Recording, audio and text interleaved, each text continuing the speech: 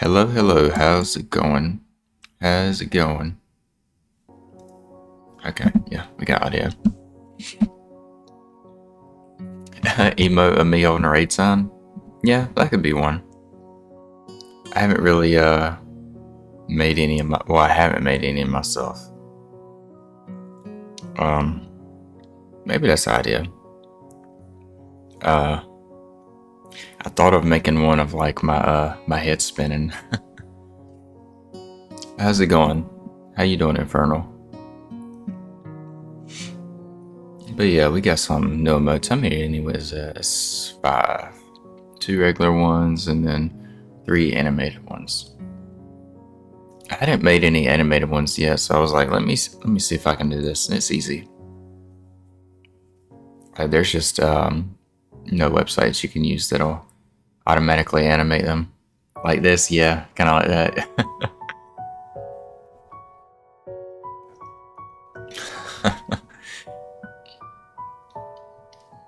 Aracuda escaped. Yeah, we'll be doing some reading today though, because I got a bunch of visual novels I need to get through. I still got to read the one you got me, Infernal, the SCP one. But this is my favorite one right here. That's why I had gotten Honor to read it. But since it came to Steam, I haven't read it, so it has. So I have to get like the achievements and stuff for it, which would be a good time. But it'll be a lot of reading. So I don't know how long today's stream will be, just because it has so much reading. Because easily my voice gets kind of wore out. But if it starts getting really wore out, I might like jump to something else for a little while. But we'll see. Oh, dude, Steins Gate is really good. I played that one, I want to say in 2018, something like that. It's really good. I have all the manga too, but I haven't read the manga yet. I have the manga for Steins Gate and then Zero as well. I haven't never did the visual novel for Zero, but I have that too. I have that on the PS4. But yeah, this version, the Steam version, just it gets rid of like some of the old, or it gets rid of like the adult stuff that's in there, so that way it's stream friendly. Excuse me.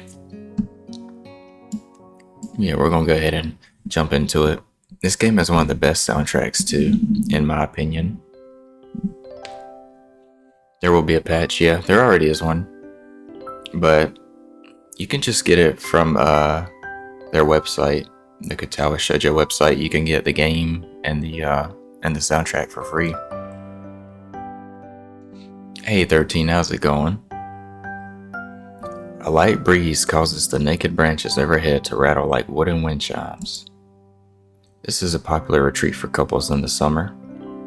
The deciduous trees provide a beautiful green canopy, far out of sight of teachers and fellow students.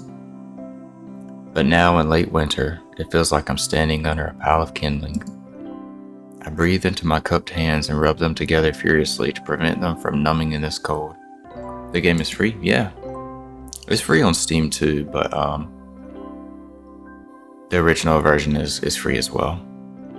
It's going good. That's good to hear. So the character we play as, his name is Hasao. I think that's how you say his name anyway. Just how long am I expected to wait out here anyway? I'm sure the note said 4 o'clock p.m. Ah yes, the note. Slipped between the pages of my math book while I wasn't looking. As far as cliches go, I'm more of a fan of the letter in the locker, but at least this way shows a bit of initiative. As I ponder the meaning of the note, the snowfall gradually thickens. The snowflakes silently falling from the white painted sky are the only sign of time passing in this stagnant world. Their slow descent upon the frozen forest makes it seem like time has slowed to a crawl. The rustling of dry snow underfoot startles me, interrupting the quiet mood. Someone is approaching me from behind. Hi, Hasao? You came? A hesitating, barely audible question. However, I recognize the owner of that dainty voice instantly. I feel my heart skip a beat.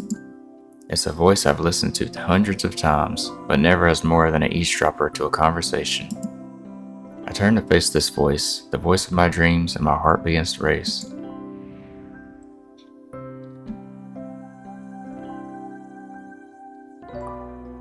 Hanako, I got a note telling me to wait here. It was yours? Damn it. I spent all afternoon trying to come up with a good line, and that was the result. Pathetic. Yes. I asked a friend to give you that note. I'm so glad you got it. His little hair piece right here always gets me. It's like, why would they do that? They give him just a tuft of hair in the front. A shy, joyous smile that makes me so tense I couldn't move a single muscle even if I tried.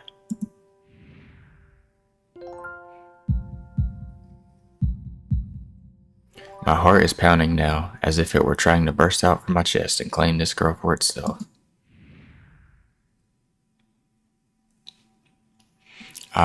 So here we are, out in the cold. Once again, the wind stirs up the branches. The cacophonous noise is music to my ears. And Hanako flinches ever so softly against a gust of wind. As it passes, she rights herself, as if supported by some new confidence. Her eyes lock with mine as she lazily twirls her long dark hair around her finger. All the while, the anxious beating of my heart grows louder. My throat is tight. I doubt I could even force a word out if I tried. You see, I wanted to know if you'd go out with me. I stand there motionless, save for my pounding heart. I want to say something in reply, but my vocal cords feel like they've been stretched beyond the breaking point. Hasao? I reach up to try to massage my throat, but this only sends spikes of blinding pain along my arms. Hasao? My whole body freezes, save for my eyes, which shoot open in terror.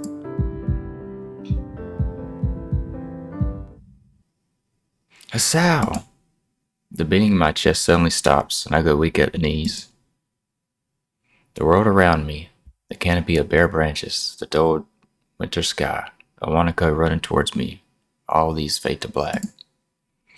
The last things I remember before slipping away are the sounds of Hanako screaming for help, and the incessant clatter of the branches above.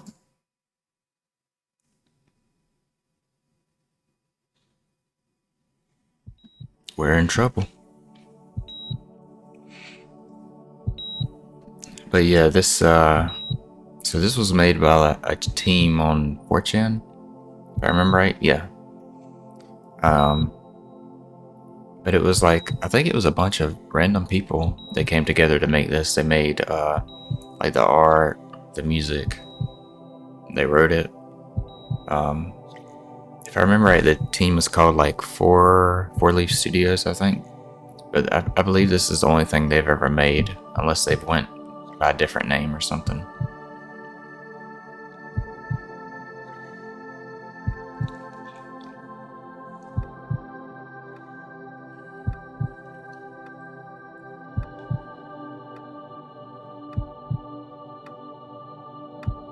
They also do have some animation in it. Not a whole lot, but a little bit.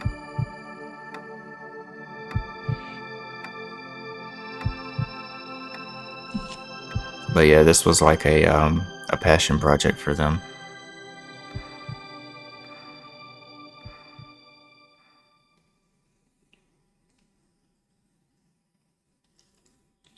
It's been 4 months since my heart attack. In that whole time, I can probably count the times I've left this hospital room unsupervised on one hand. 4 months is a pretty long time when you're left alone with your thoughts, so I've had plenty of time to come to terms with my situation. Arrhythmia. A strange word, a foreign alien one that you don't want to be in the same room with. A rare condition. It causes the heart to act erratically and occasionally beat way too fast. It can be fatal. Apparently, I've had it for a long time. They said it was a miracle that I was able to go so long on without anything happening. Is that really a miracle? I guess it was supposed to make me feel better, more appreciative of my life. It didn't really do anything to cheer me up. My parents, I think, were hit harder by the news than I was. They practically had 2 hemorrhages apiece. I had already had a full day by then to digest everything. To them, it was all fresh. They were even willing to sell our house in order to pay for a cure. Of course, there isn't a cure. Because of the late discovery of this condition, I've had to stay at the hospital to recuperate from the treatments. When I was first admitted, it felt as if I was missed. For about a week, my room in the ward was full of flowers, balloons, and cards. But the visitors soon dwindled, and all the get-well gifts began trickling down to nothing shortly after. I realized that the only reason I had gotten so many cards and flowers was because sending me their sympathy had been turned into a class project. Maybe some people were genuinely concerned, but I doubt it. Even in the beginning, I barely had visitors. By the end of the first month, only my parents came by on a regular basis. Hanako was the last to stop visiting. After 6 weeks, I never saw her again. We never had that much to talk about when she visited anyway. We didn't touch the subject that was between us on that snowy day ever again. The hospital? It's not really a place I'd like to live in. The doctors and nurses feel so impersonal and faceless. I guess it's because they're in a hurry and they have a million other patients waiting for them, but it makes me feel uncomfortable. For the first month or so, I asked the head cardiologist every time I saw him for a rough estimate on when I'd be able to leave. He never answered anything in a straightforward way, but told me to wait and see if the treatment and surgeries worked. So I idly observed the scar that the surgeries had left on my chest slowly change its appearance over time, thinking of it as some kind of omen. I still ask the head cardiologist about leaving, but my expectations are low enough now that I'm not disappointed anymore when I don't get a reply. The way he shuffles around the answers shows that there is at least some hope. At some point, I stopped watching TV. I don't know why, I just did. Maybe it was the wrong kind of escapism for my situation. I started reading instead. There was a small library at the hospital, although it was more like a storeroom for books. I began working my way through it, one small stack at a time. After consuming them, I would go back for more. I found that I liked reading, and I think even became a bit addicted. I started feeling naked without a book in my hands. But I love the stories. Hey Danny, how's it going? How's it going? How's it going?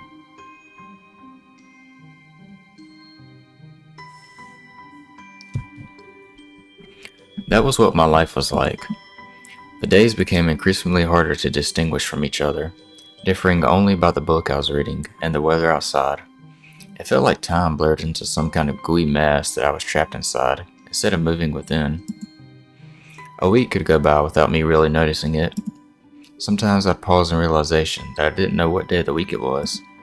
But other times, all the things that surrounded me would painfully crash into my consciousness, through the barrier of nonchalance I had set up for myself. The pages of my book would start to feel sharp and burning hot, and the heaviness in my chest would become so hard to bear that I had to put the book aside and just lay down for a while, looking at the ceiling as if I was going to cry. But that happened only rarely, and I couldn't even cry. Going well? Been a busy morning? I'm doing pretty good. Yeah, of course. How's the baby doing? Today, the doctor comes in and gives me a smile. He seems excited, but not very. It's like he is trying to make an effort to be happy on my behalf. My parents are here. It's been a few days since I've last seen them. Both of them are even sort of dressed up. Is this supposed to be some kind of special occasion? It's not a party. There's this ritual the head cardiologist has. He takes his time sorting his papers, then setting them aside as if to make a point of the pointlessness of what he just did. Then he casually sits down on the edge of the bed next to mine. He looks at me in the eyes for a moment. Hello, Hassan. How are you today? I don't answer him, but I smile a little back at him. I believe that you can go home. Your heart is stronger now, and with some precautions you should be fine. We have all your medication sorted out. I'll give your father the prescription. The doctor hands a sheet of paper to my dad, whose expression turns wooden as he reads it quickly. She's good, awake at the moment? Nice. Ooh, a Spinda. From the name of that, I'm guessing it's a spider Pokemon? Uh, is that the green one? The little green one with the dots? I don't remember for sure. Maybe.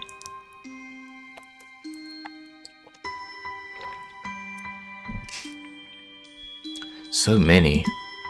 I take it from his hand and take a look myself, feeling numb. How am I supposed to react to this?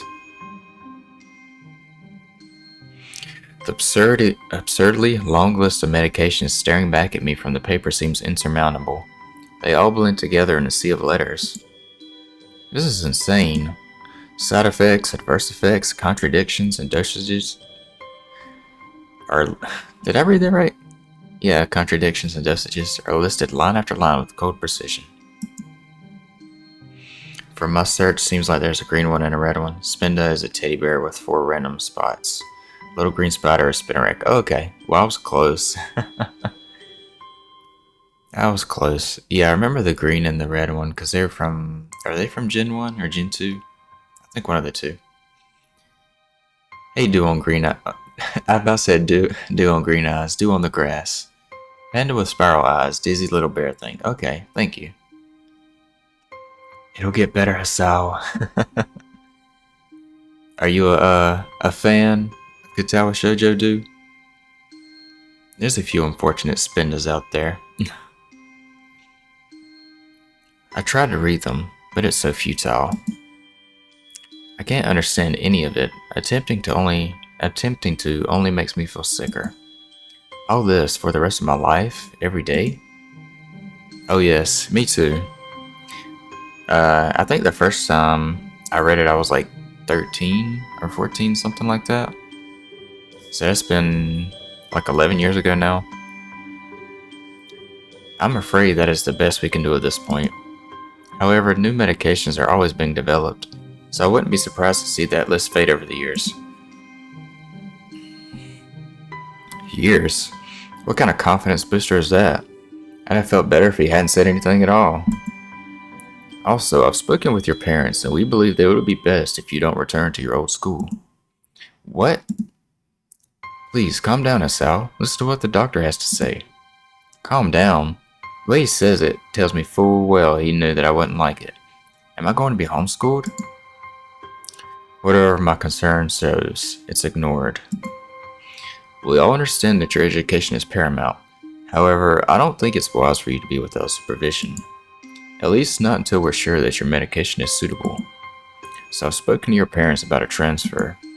It's a school called Yamaku Academy that specializes in dealing with disabled students. Disabled? What? Am I? It has a 24-hour nursing staff, and it's only a few minutes from a highly regarded general hospital. The majority of students live on the campus. Think of it as a boarding school of sorts. It's designed to give students a degree of independence while keeping help nearby. Independence? It's a school for disabled kids. Don't try to disguise that fact. If it was really that free, there wouldn't be a 24-hour nursing staff, and you wouldn't make a hospital being nearby a selling point. Of course, it's only if you want to go, but your mother and I aren't really able to homeschool you. We went out there and had a look a couple weeks back. I think you'd like it. It looks like I really don't have a choice. Compared to other heart problems, people with your condition usually tend to live long lives. You'll need a job one day, and this is a good opportunity to continue your education. This isn't an opportunity. Don't call it an opportunity. Don't call it a goddamn opportunity. Well, you should be excited at the chance to go back to school. I remember you wanted to return to school, and while it's not the same one, a special school, that's an insult. That is what I want to say. It's a step down. Do you remember your first route? Yeah, I did Hanako's for the first route. That's what I'm gonna do this playthrough. It's Hanako's route. I'll end up going through all of them. It's not what you think. All the students there are pretty active in their own sort of way. It's geared towards students that can still get around and learn, but just need a little help in one way or another. Your father's right. And many of the graduates of the school have gone on to do amazing things. A person doesn't have to be held back by their disability. One of my colleagues in another hospital is a graduate. I don't care. A person doesn't have to be held back by their disability. That's what a disability is. I really hate that something so important was decided for me, but what can I do about it? A normal life is out of the question now. It's funny. I had always thought my life was actually kind of boring, but now I miss it. I want to protest. I want to blame this lack of reaction on shock or fatigue. I could easily yell out something now. Something about how I can go back to school anyway. But no. I don't say anything. The fact is that I know now it's futile. I look around the room, feeling very tired of all this. The hospital, doctors, my condition, everything. I don't see anything that would make me feel any different. There really isn't a choice. I know this, but the thought of going to a disabled school, what are those even like? As much as I try to put a positive spin on this, it's very difficult. But let me try. A clean slate isn't a bad thing. That is all I can think of to get me through this. At least I still have something. Even if it's a special school, it's something. It's a fresh start and my life isn't over. It would be a mistake to just resign myself to thinking that. At the very least, I'll try to see what my new life will look like. Back to school, to prove to Dad that I am not a fool. Act 1, Life Expectancy.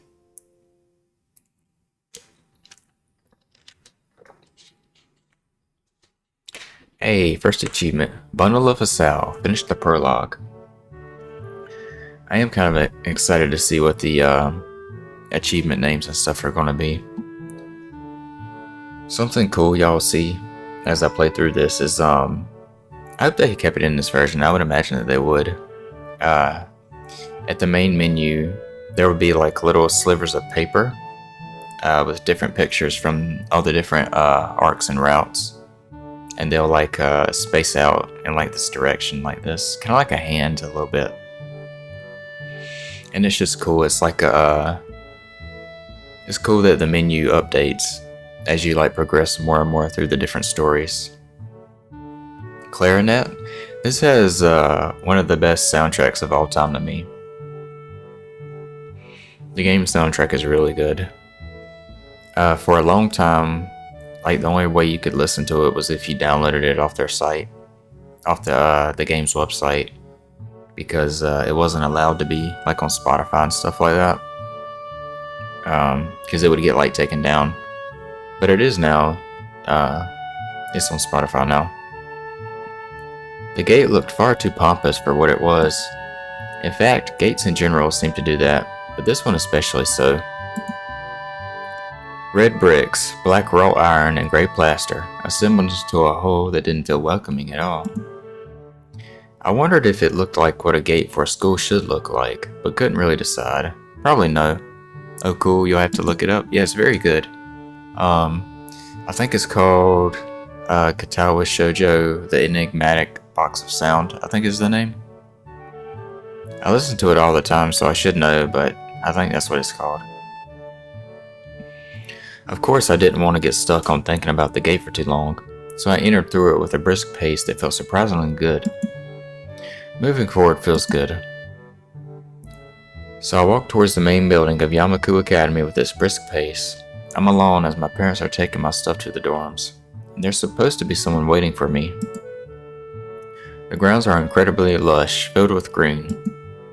It doesn't feel like the kind of grounds a school would have, more like a park, with a clean walkway going past trees and the smell of fresh cut grass and all other park-like things. Words like clean and hygienic pop into my mind. It makes me shudder. I shake them off. Stay open-minded now, it's your new life. You have to take it as it comes. That's what I tell myself. A few big buildings loom behind the leafy canopies, too big and too many for just a school. Everything seems off. It's different from what I thought I knew about schools. It's an uncanny valley. Even though I was told this is my new school, in the back of my head it doesn't feel like one. I wonder if the feeling is real, or caused by my expectations of a school for the disabled. I wonder if this up here, I've never noticed this in this picture, but I wonder if this up here is solar panels or if that's a window. I can't really tell. I mean, it's a raised, so I'm guessing maybe a windows for some reason, but I don't know why this part would be like concrete.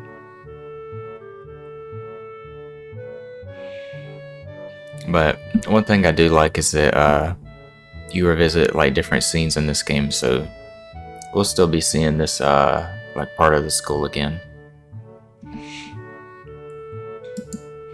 Speaking of that, I don't see anyone else here. It's kind of eerie. It makes me wish there was somebody here so that I could anchor myself to something tangible. Even of having this feeling that I stepped into another dimension. Oh, instead of, I was like, is that a typo? But it was me reading it wrong. The trees hum with the wind, and the green hues flashing all around me catch my attention. It makes me think about hospitals again. How they say that the operating rooms are painted green because green is a calming color. So why am I feeling so anxious despite all this greenery? Only after I stand in front of the haughty main building, I surprise myself by realizing why the gate bothered me. It was the last chance I had to turn back, even if I had no life I could return to.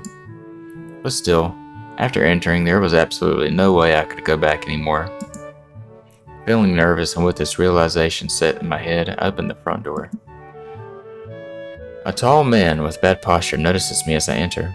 We're the only people in the lobby, so it's only logical. You must be Nikki? Nakai. So you are. Excellent. I'm your homeroom and science teacher. My name is Matao. Welcome. We exchange a handshake that is neither firm nor sloppy, and he looks at his watch. I like the coat. The head nurse asked for you. Wait. The head nurse asked you for a brief check-in visit, but there's no time for that now. Oh, should I go later? Yes, afternoon is probably fine. We should get going and introduce you to the rest of the class. They're waiting already. I almost forgot how hard they cooked with this soundtrack. It's really good. How long's it been since you played it, dude? Coat is pretty nice, yeah. I agree. I like that. I never wear stuff like that just because it doesn't really suit my frame, and I don't really wear like dress up stuff anyway, but that is a nice coat. Mutao, my beloved. 2019, I think. Yeah, so it's been a while. I like Mattel as a character though. He's a very good teacher to Hasao. Waiting for me? I don't really like being the center of attention, but I guess it's inevitable in a situation like this. Somehow, not knowing what is waiting for me makes me feel really nervous.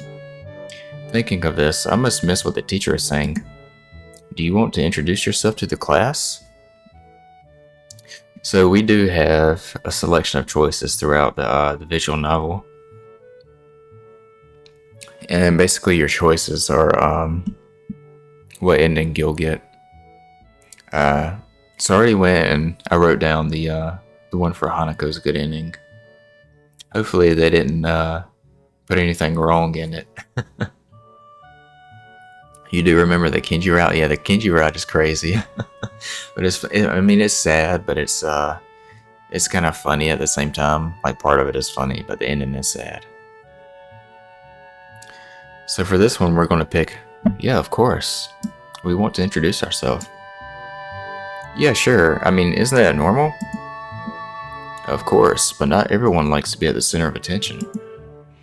I'm probably one of those people, but I guess I should be the one to give the first impression myself. I agree, I do not like being the center of attention either. Right, but it's no problem. Let's go then. My heart is pounding in my chest and it keeps me thinking about my condition as I follow the teacher up the stairs. This one right here is the Steam version. Just so that I could get like the achievements and stuff, and it's it's safe for Twitch. I mean the other one you could like turn off the content, but I wanted to do this version just so that I could get the achievements. But thanks for checking though. The third door down the third floor corridor is Hey man, that was a little bit like a tongue twister right there. The third door down the third floor corridor is marked as the classroom for class 3-3. Mattel opens the door and enters. Good morning, everyone. Sorry I'm late again. Again? I hesitate for a split second at the door, freezing on the spot. Ah, get a grip. This is a big step, I know that, but there isn't any point to worrying so much about it, at least not this soon. I follow the teacher into the classroom and look around, particularly so I won't have to meet the curious gazes of my new classmates. So here is a few of the students. And here's Hanako back here in the back. I wish you got to talk to more of these characters throughout the story, but I believe she's the only one you get to talk to besides Hanako. What's her name? Mickey or something like that? I want to say it's Mickey or Maki.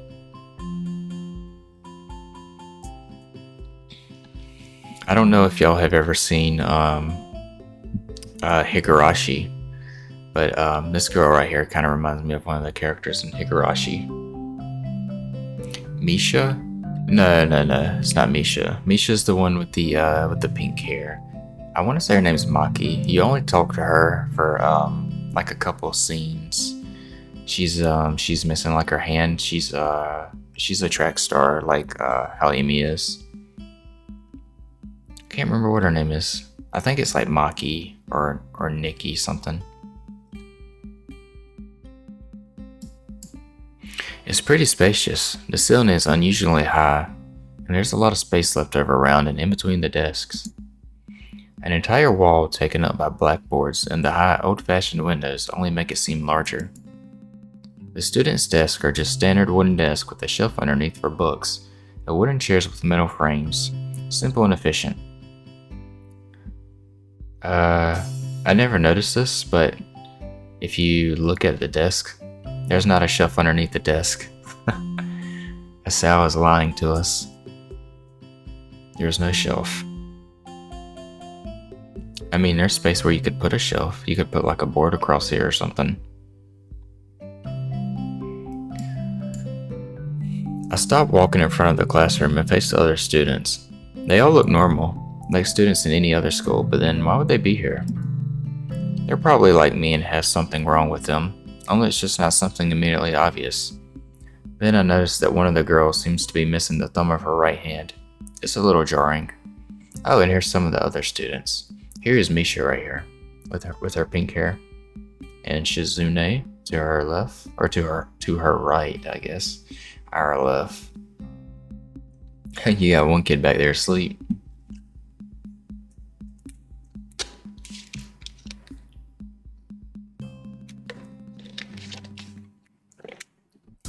This kid looks like he'd be the villain in some anime. Like the evil genius.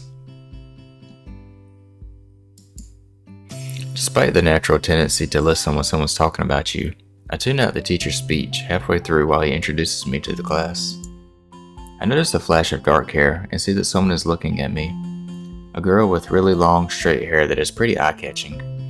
As she sees me looking back at her, she covers her face with her hands as if it will make her invisible. There's one boy with a cane leaning against the lockers at the rear of the class. It's weird seeing someone so young with a cane. Another girl seems to be making some weird hand motions. Sign language? She peers over at me, over the rims of her glasses, then goes back to whatever she's doing. She's kind of cute, so is the cheery looking girl with pink hair sitting next to her. She's really hard to miss. I don't know how I didn't notice her the moment I walked in. Yeah, her hair's bright pink. Please welcome our newest classmate. He claps his hands, and so does everyone else, except one girl in the front row who has only one hand. I cringe a little, but hide it by bowing in thanks for the applause I did not deserve. A collective silence tells me that I should open my mouth now. So, I'm Hasao Nakai. And after that, my hobbies are reading and soccer. I hope to get along well with everyone, even though I'm a new student. And after that, I'm being so boring. This is exactly like every self-introduction ever. I should say something more exciting. Green Yakuza balls out. How's it going? I like the name. I end up saying nothing, and the teacher picks up from there. Everyone seems to be satisfied, even with what little I said though. I A few girls are whispering to each other, throwing glances at me. It could have gone worse.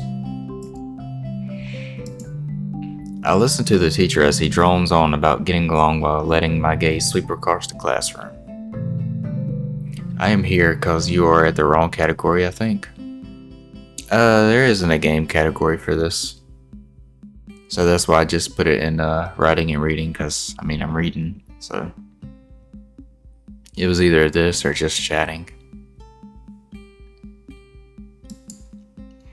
Everyone seems to be listening to him intently, and when he's done, they clap their hands again, which feels like a weird thing to do.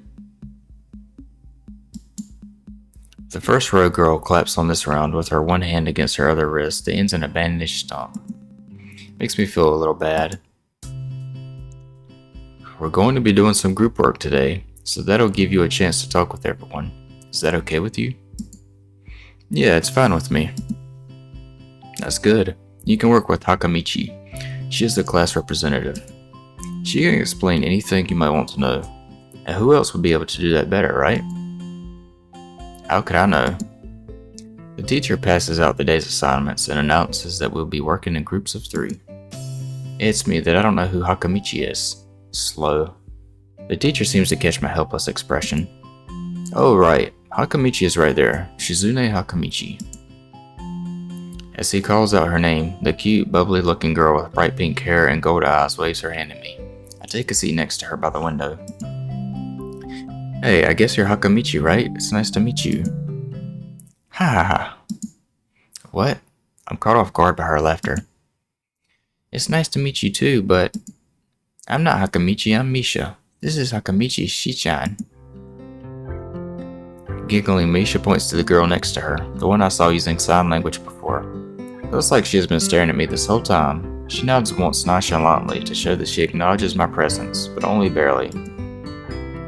She has short yet carefully, neatly brushed hair, a pair of oval-shaped glasses balanced on the tip of a dainty nose, and the dark blue eyes that seem to alternate every few seconds between analytical and slightly bored.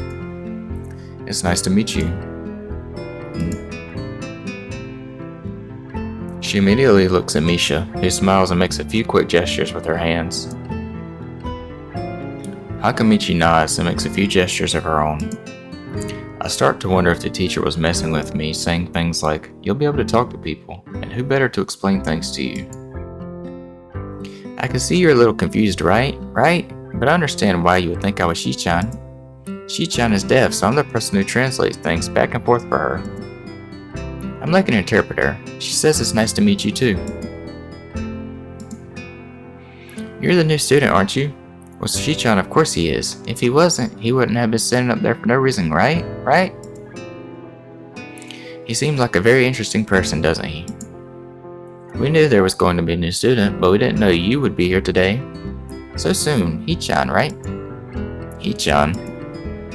Yep, it fits, doesn't it? Did I say it out loud? It's just a surprise. I've never liked that nickname. I imagine that she talks really fast. I don't really see how. It fits. You look just like I imagined. Ha ha ha. Yeah, you look just like a Hichan.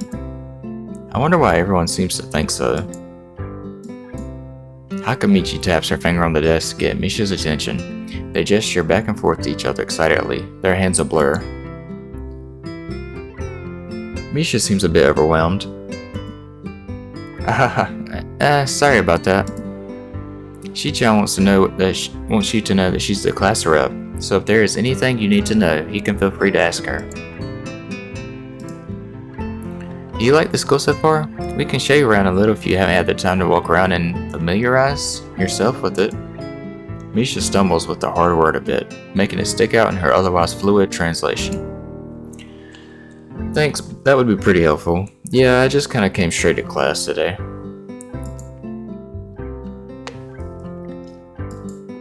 Shizune is not happy with us. Ha ha ha. That's no good. You should always try to learn as much as you can about where you're going before you go there. Not just with school either. Always. Even if it's a trip to the convenience store. Really, Shichan? Ha ha ha. Learn about where you're going. I guess I didn't bother to do that. Or just didn't care enough to do so. He just didn't care is what it was. I didn't look forward to this, even if I committed myself to go along with it half-assedly. But anyway, I don't say anything, and Misha signs something that ends in a shrug. What was that? Seems like it was about me. They're talking crap about us.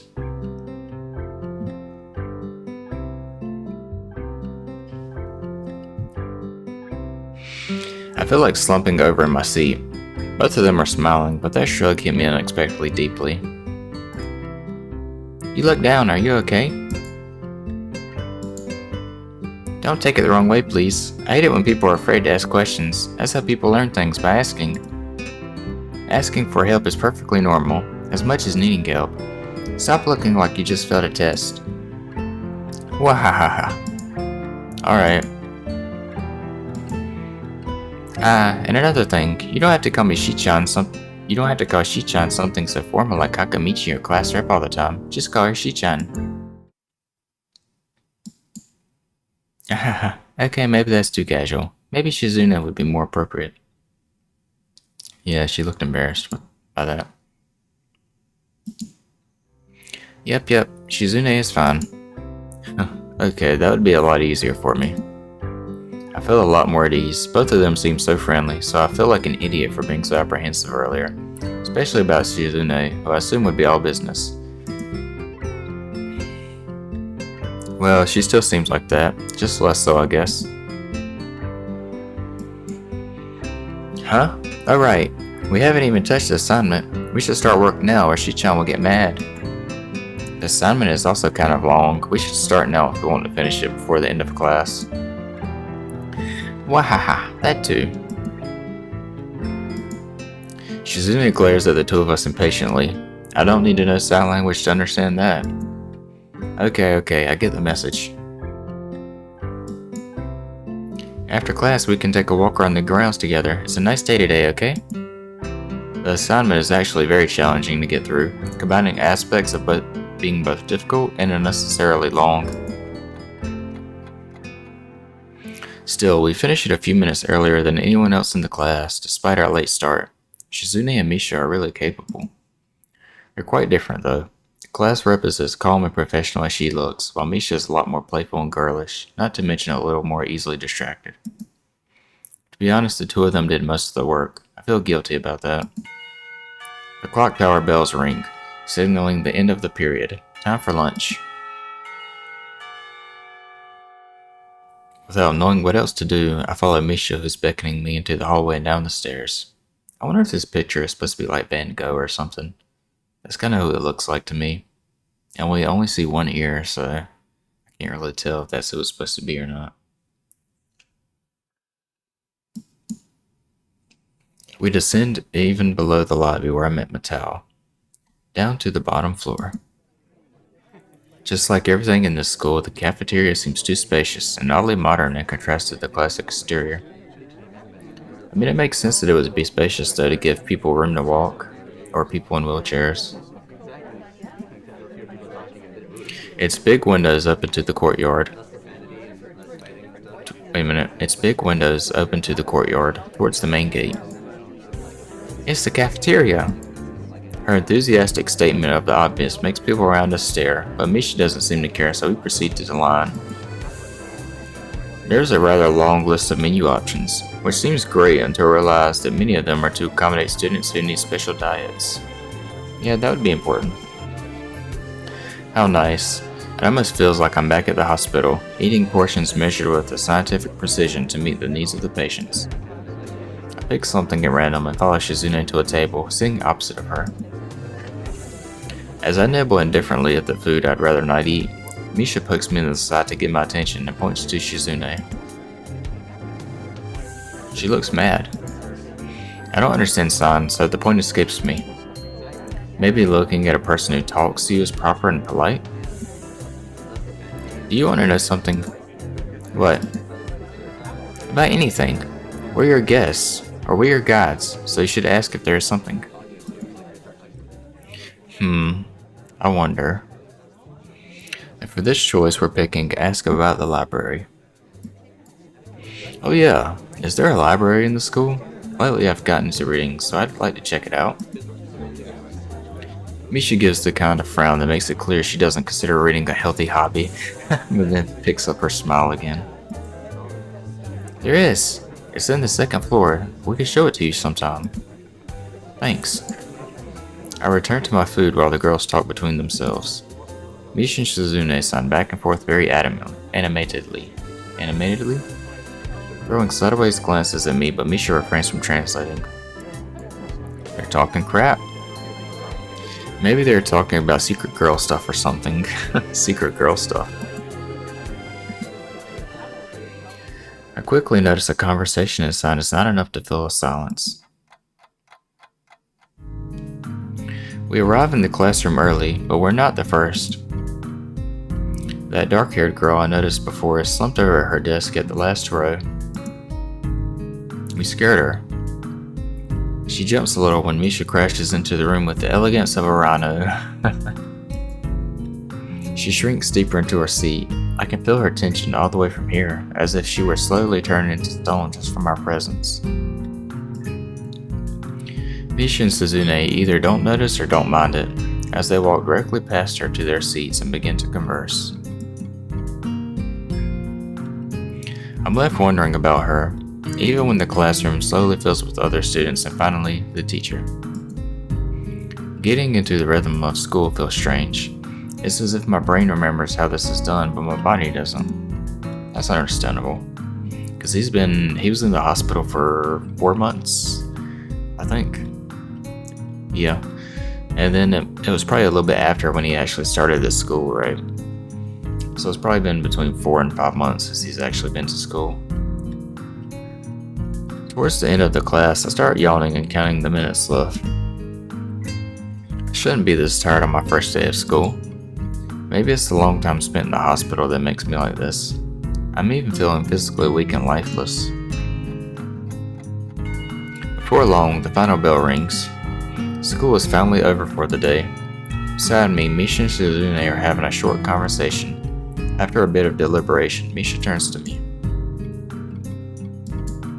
Unfortunately, we can't stay and show you around today, Hee-chan. We've got to hurry already since there's a lot of work for us to do. You'll find your way around, I'm sure of it. Oh wait, the teacher said I'd have to see the nurse. Where do I have to go? Is that so? We can at least show you that much. Come on, the nurses have their own building, so we have to go outside.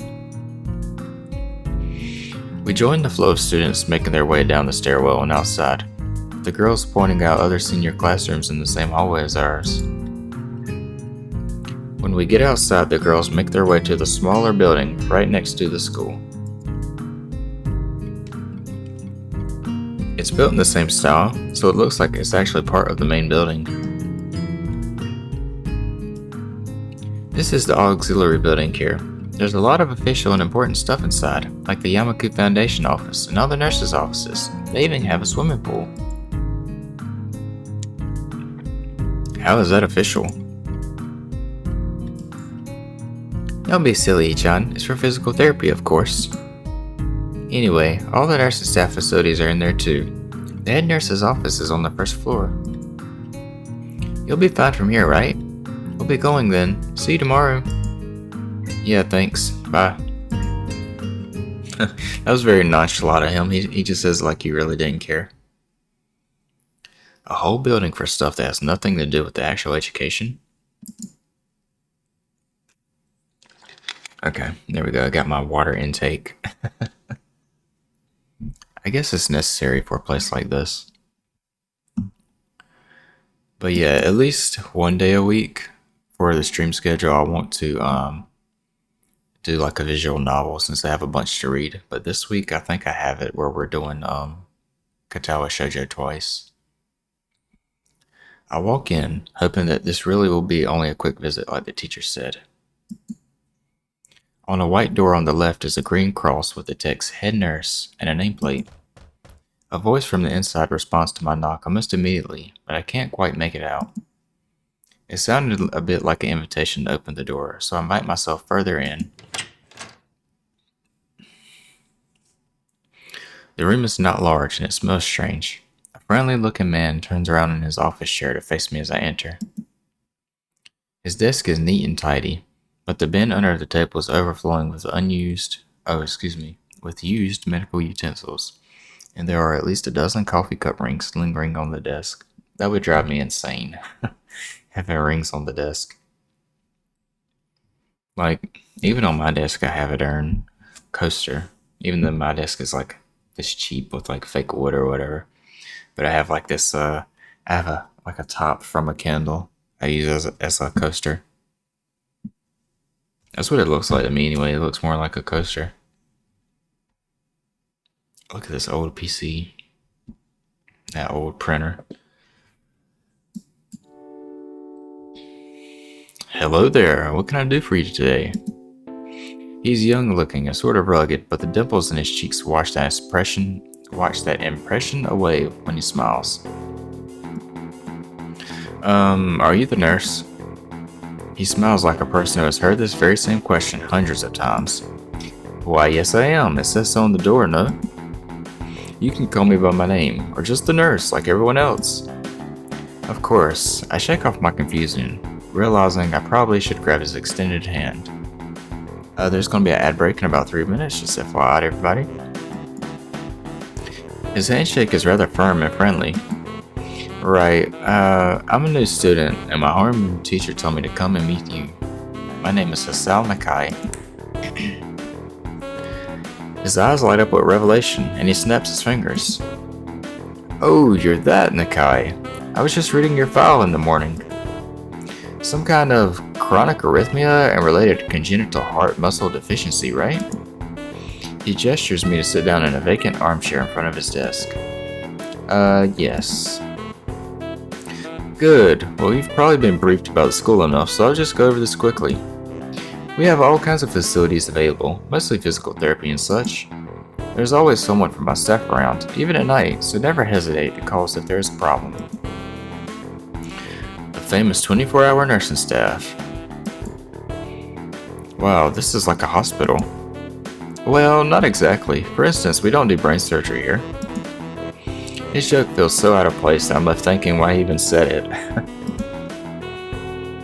I like his character look though. It's like the purple hair. He reminds me of the gourmet from Tokyo Ghoul. The face too, they kind of look alike. Besides like that smile. What's the gourmet's name? I think his name is Sugiyama. Yeah, just that it's really weird to have so many medical people at a school. You'll get used to it. I'm not so sure of that myself, but I don't let the nurse know that. Now, let me just find your file again. While he searches for something from his computer and shuffles stacks of papers around, I let my gaze wander around the room. It's the epitome of generic, I'd like to say. Beige walls and ceiling, dark gray laminate flooring, and all the equipment you'd expect from a school nurse's office. Even the ridiculous educational posters are hanging on all four walls, reminding me to eat properly, 3 times a day and from all the food groups. Smiling, the nurse draws a thick file from a stack of similarly thick files and opens it. So, you already have medication for the arrhythmia? Just remember to take your pills every morning and evening, or it won't be much help. Apart from that, do you do any sports? Rash stuff like, I don't know, boxing? He grins to his own joke, but I don't. Well, I played soccer occasionally with some classmates. Alright, I'm afraid I'm going to have to recommend you refrain from doing that, at least for the time being. Oh. My lack of reaction makes him raise an eyebrow, but really, I'm not too bothered by him forbidding me to kick a ball around. I guess I never did it out of burning passion for the sport, just to have something to do. Any kind of concussion might be very dangerous to your heart, and risking another attack is not a good idea. Was the previous one caused by a sudden concussion to the chest area? There's no mention of the cause in your papers. Not exactly. I sidestep the question acceptably, and he glances at me over his papers with a more serious expression on his face. Still, you need to keep your body healthy, so some exercise would do you good. We have a physical therapy and such available as I said, but I don't really think you need such heavy measures. Just get some light exercise regularly, okay? Brisk walks or even light jogging, jumping rope, that sort of thing. Swimming, maybe? There's a pool here. So I was told. You were? Very good. At any rate, I'm sure you'll have been told this before. You just need to take care not to overexert yourself. He wags his finger to emphasize the point. No need, really. I've heard this 1,000 times already. Absolutely no unnecessary risks. Take care of yourself. Okay. He goes over my papers one more time and sets them on the desk, obviously content. Good, that's it then. Come meet me if you ever need something. I'm ushered out before I even realize it. A quick visit indeed. I end up standing in front of the main building and the auxiliary building, although to my eyes they still look like one and the same. It's the first real look I get at the other students, so I watch people coming out of the school, going towards the gate or the dorms. Everyone seems to know where they are going, and I still keep thinking that most of them don't look too special for being students at a special school. Then again, neither do I. Does that make me one of them? One of us? One of us, one of us. I need to remember what this too, that you need to save. So let me drop a save.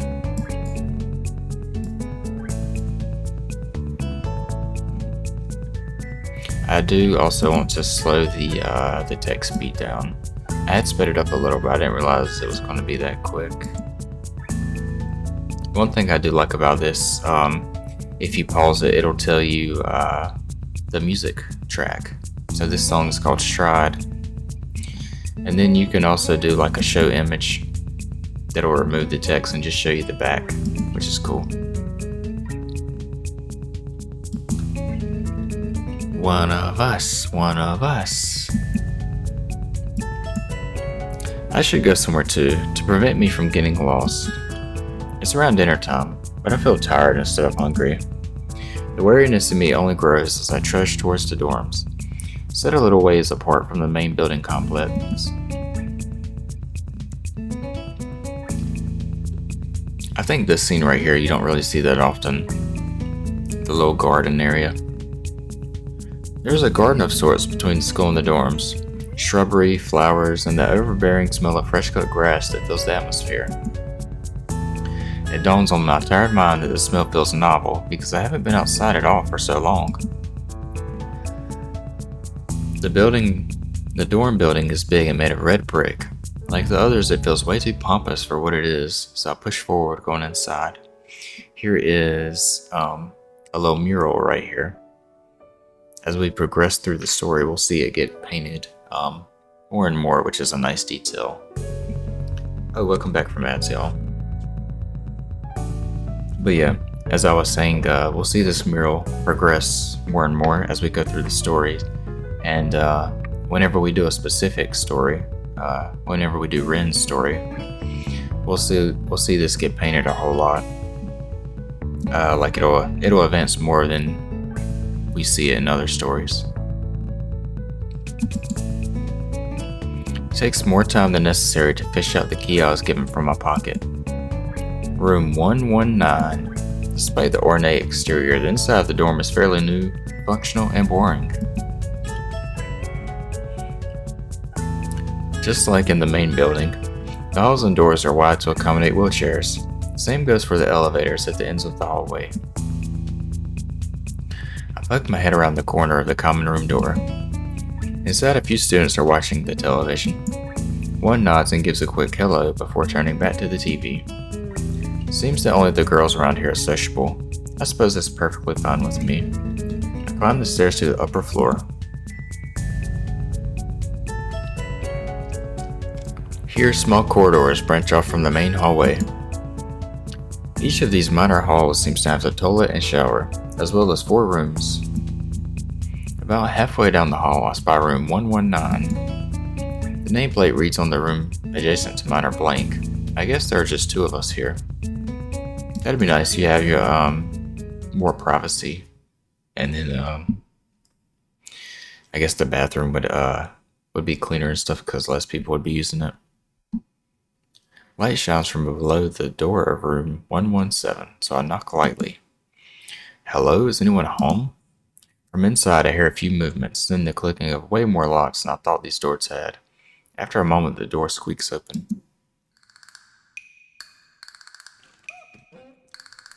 A bespectacled boy is standing in the doorway. He is looking at me very intently through his extremely thick eyeglasses. Who is it? Blind? No, at least not completely. Why would he have eyeglasses if he was? He leans closer to me until our noses are almost touching. His breath stinks of garlic.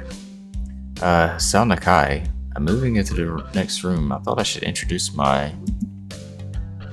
His face suddenly brightens in realization, and he stands back upright, thrusting his hand out in a smiling greeting, almost straight to my diaphragm. It's Harry Potter, yeah. Crazy ass Harry Potter. I never noticed that. Now that you say that, he does have the Gryffindor colors right here on his scarf, doesn't he? Oh, sup, dude? The name's Kenji. Hi. I take Kenji's sweaty hand and shake it, still a little rattled by the sudden change of attitude and vehement welcome. And the glasses plus hair, yeah. And the scarf just adds like the extra flair to it. There were some suspicious looking people going in and out of your room earlier. It was probably my parents. Your parents, you sure? Because they could have been some other people too. You can't judge a book by its cover. His out-of-place proverb is left hanging between us awkwardly, so I try to think of some way to respond. I'd say the chances are high enough.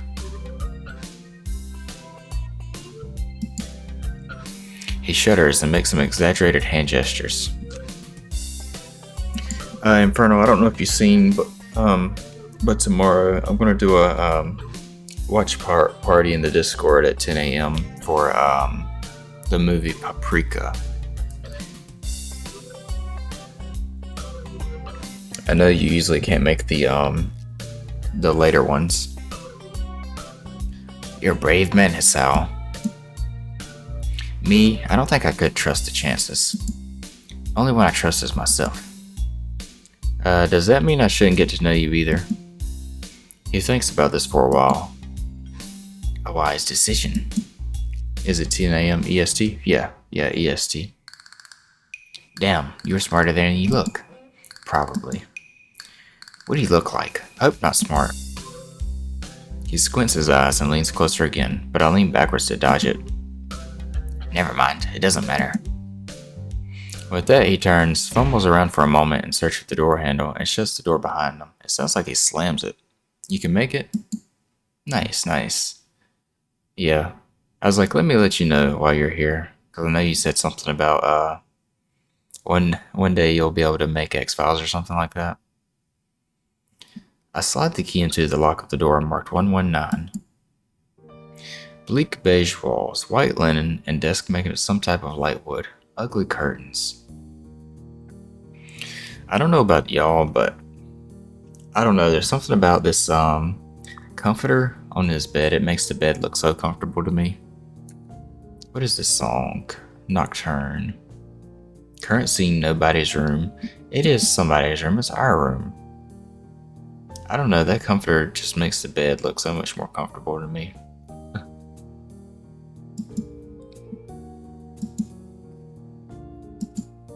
It's no one's room and personal like my hospital room was.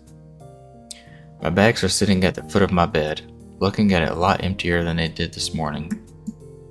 The closet is sitting open, stocked with my clothes. Also, it seems that there are a number of school uniforms hanging there as well. Hey Benny, how's it going, buddy? A note is pinned to the sleeve of one of the shirts. Hi Hee-chan, we've unpacked your bags and made your bed. They said if these don't fit, then you should go to the office tomorrow. If you have any problems, you can always call us. Love, Mom and Dad. Well, at least I don't have to worry about unpacking.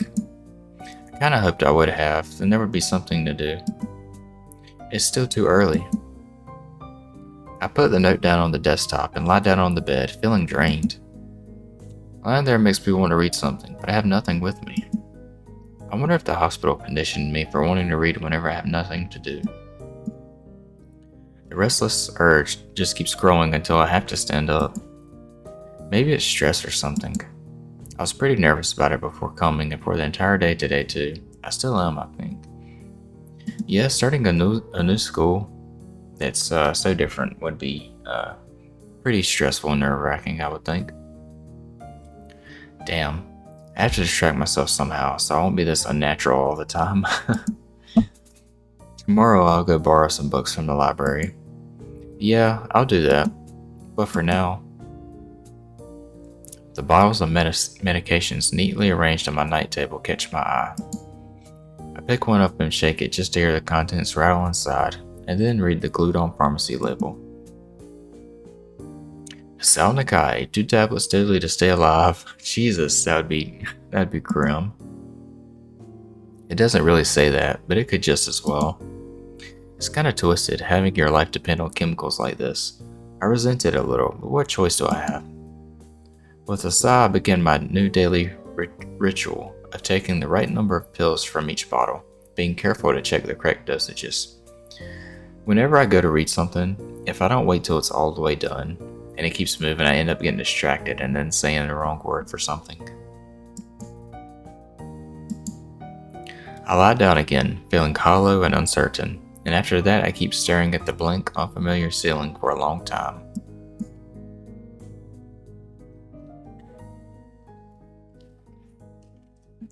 It doesn't start looking any more familiar, not even after darkness falls and long shadows draw across my room like fingers. The sheets feel slightly more comfortable, warm and nest-like against the chill that passes for room temperature here. Soon the lighter shade of darkness that is the ceiling looks like every ceiling does at night, and it becomes the only thing I recognize anymore. The night beckons me to sleep, and I feel the coldness of unfamiliarity and fear creeping up my spine once again. I keep drifting further away from the world I knew.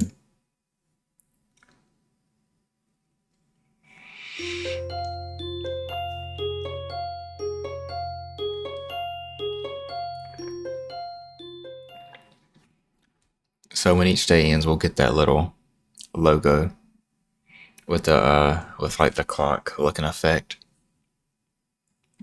I wake up in a strange room. Solid morning light shimmers against the light gray ceiling. I had forgotten to draw the curtains closed last night. Huh? This is my room, isn't it? My room. This is the 3rd room this year that I'm supposed to call mine. You know, it's always very weird when you stay in a room that you're not used to, right? Like if you go to stay at like a hotel or whatever. Like every time I go to one and then I wake up, I'm like, where the heck am I? It just throws me for a loop. Various things around here remind me that indeed it's me who is supposed to be the one living here. My bags on the floor, my new school books on the desk, my numerous medications on the night table. I stare at the bottles for a moment, deliberating until I open a bottle, shake out a pill, and pop out a tablet from a full sheet. I down them with a chaser of water without thinking about the chemistry. My uniforms are in the closet. I slink out from under the sheets and stretch my back before dressing up. Putting on a new school uniform feels like dressing in someone else's clothes. The artificial smell of generic detergent invades my nose, but the feeling of fresh cloth against my back is a good one, a natural one. It feels like a school uniform, as it should. It's not much different from what I used to wear before. That goes for other things too. So far, this place seems more or less like a normal school. Except for the people. I think back to my talk with Kenji yesterday, Misha's constant laughter, and Shizune's sweeping sign language gestures. Well, I've only met 3 students so far. Maybe they aren't that normal, but I'm sure others are. Or perhaps people like them are what passes for normal around here. Yeah, what does pass for normal people around here? What do people do? I didn't see a lot of kids hanging around after classes yesterday, so maybe there are clubs. If so, I wonder if I should join one. And then I think he never really looks into it again. I think he looks into it for a little bit, but well, actually that's not true. He does join a club in one route. All through class, the question remains on my mind, so I decided to ask Shizune about it when we split into groups. After all, she did say if I had anything I wanted to know, I should ask her.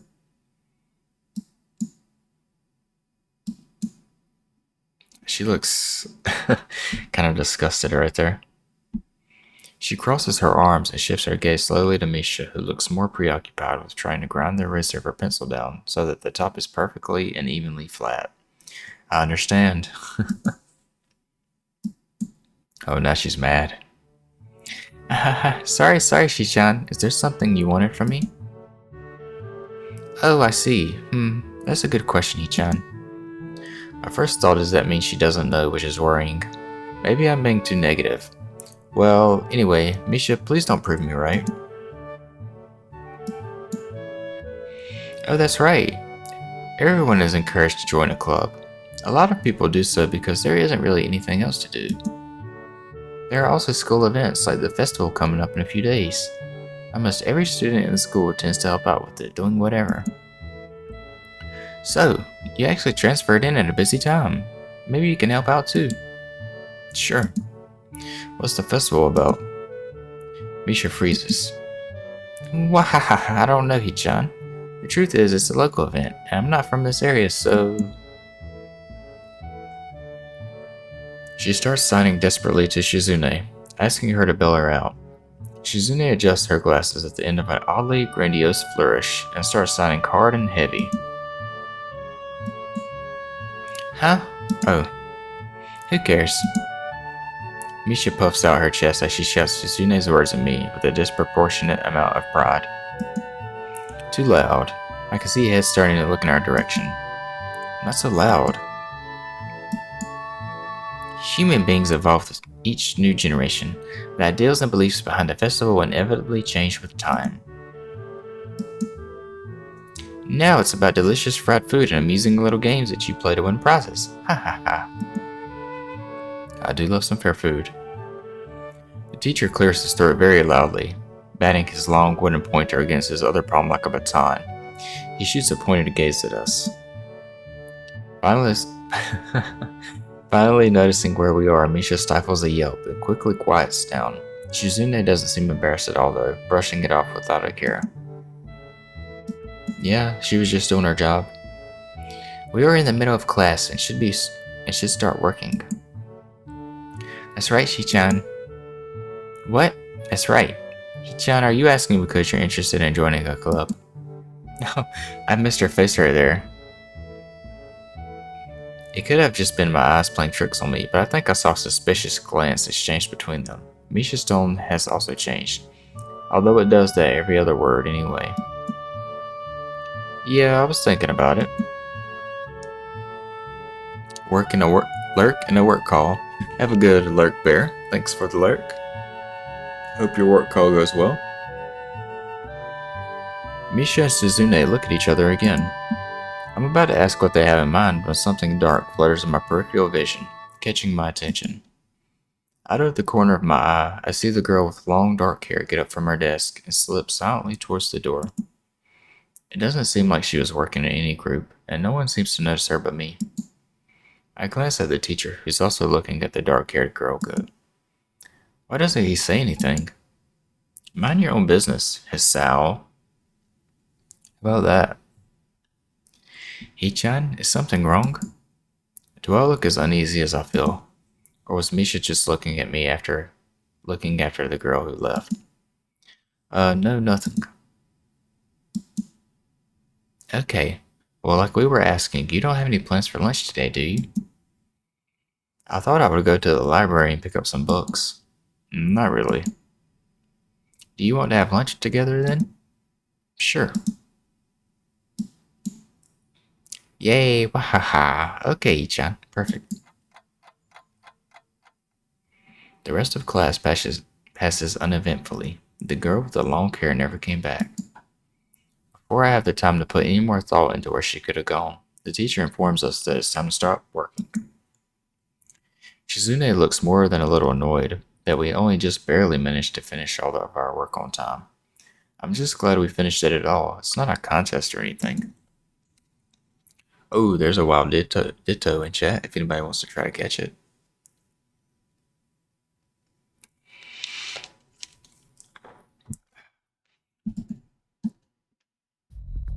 Yes, it is, Hichan. Impossible. Really? Really? I've noticed this before, but it's kind of funny how Misha is always moving her hands and signing not only everything she says, but what everyone else is saying at any given time. Obviously, it must be so Shizune can understand it. Her eyes dart back and forth between Misha's hands and me. I don't know who I'm supposed to be looking at. I'm talking to Misha, but that might be wrong. Maybe I should face Shizune. I'm used to looking in the direction of the person whose voice I'm hearing, but really, Shizune can't hear me, but it would be disrespectful to talk to her only through Misha. Then again, isn't that what she's doing? No, she's at least looking at me. This is all very confusing and will take some time to get used to. Yeah, you're new to this, you'll get used to it.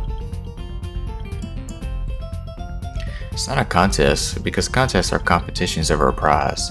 If there's no prize on the line, then it's not really a contest. Shizune's eyes flash dangerously with a competitive glare. She stares at me, as if surprised that I'm challenging her. I think maybe this is a contest to her. I never noticed before how dark and blue her eyes are. It's truly an alluring gaze. Are you sure, Hichan? Very sure. Ha ha ha, you're wrong, Hichan. Because I don't want to be the slowest one in the class. Therefore, what's on the line is my confidence and my abilities, and the prize is the satisfaction of proving them. Wahahaha.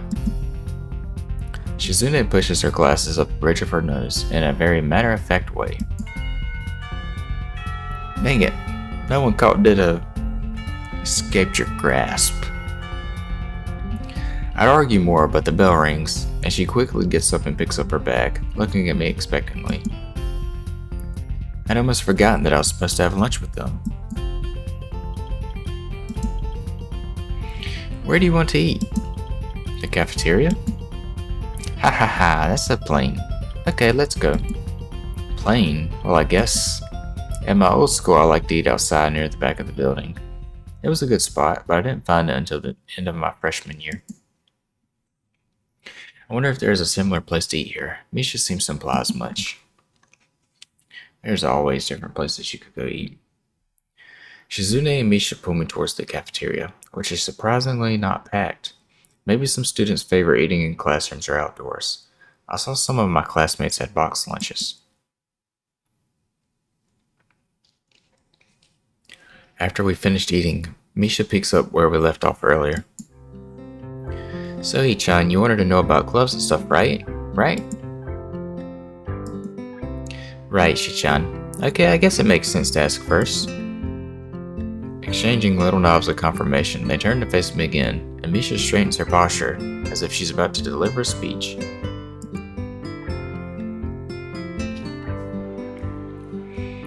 Hichan, do you have anything you're really interested in? I used to play soccer, but I'm not really into it. I don't follow the teams and players or anything like that. As of late, I usually just read a lot. There's a book club, right, Shichan? Right, but it seems like they have all the members they could possibly have right now. Sorry, Hichan, it's a really popular club. Okay, but more to the point, Hichan, does this mean you don't have anything already in mind? Not really. Good, great. That's great, Hichan. Really great. Ha ha ha, wah ha ha ha.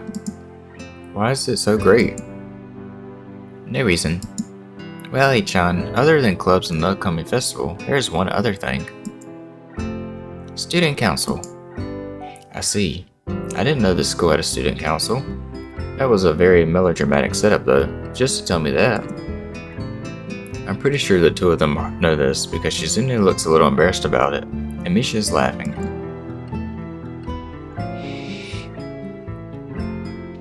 Shizune quickly retakes control of the discussion, in a manner of speaking. After all, it's still Misha who has to voice whatever she says. Ha ha ha, Oh, right, Hichan. Maybe you should join the student council. They could use more people. Yes, definitely. You should definitely join. Hey Benny, congrats on the first buddy. Why? Well, for one, we could hang out every day, Hichan. Shichan and I are both in the student council. Actually, Shichan is the president. I'm starting to get the suspicion that Shizune and Misha might not exactly be the most unbiased people to talk about this with. As if reading my mind, Shizune quickly adjusts her glasses and signs something to Misha.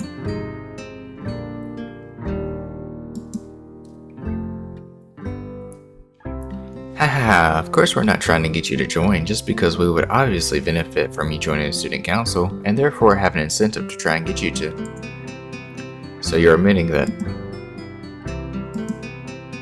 Haha, no, we admit nothing. I mean, Hichan, of course it would be nice if you joined, and we'd appreciate it.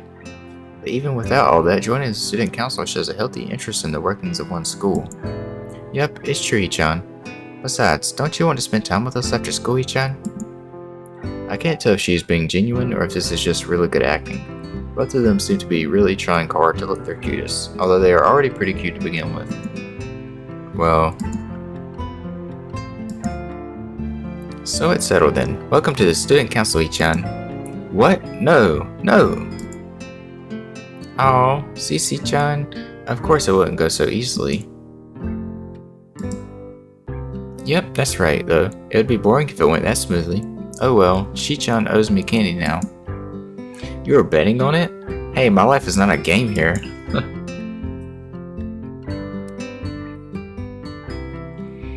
Shizune seems very intrigued by this when Misha signs it to her. The aggressive glint returns to her eyes.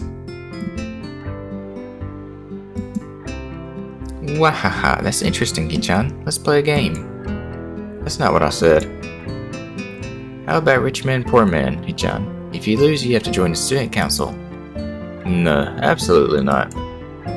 Oh, why not?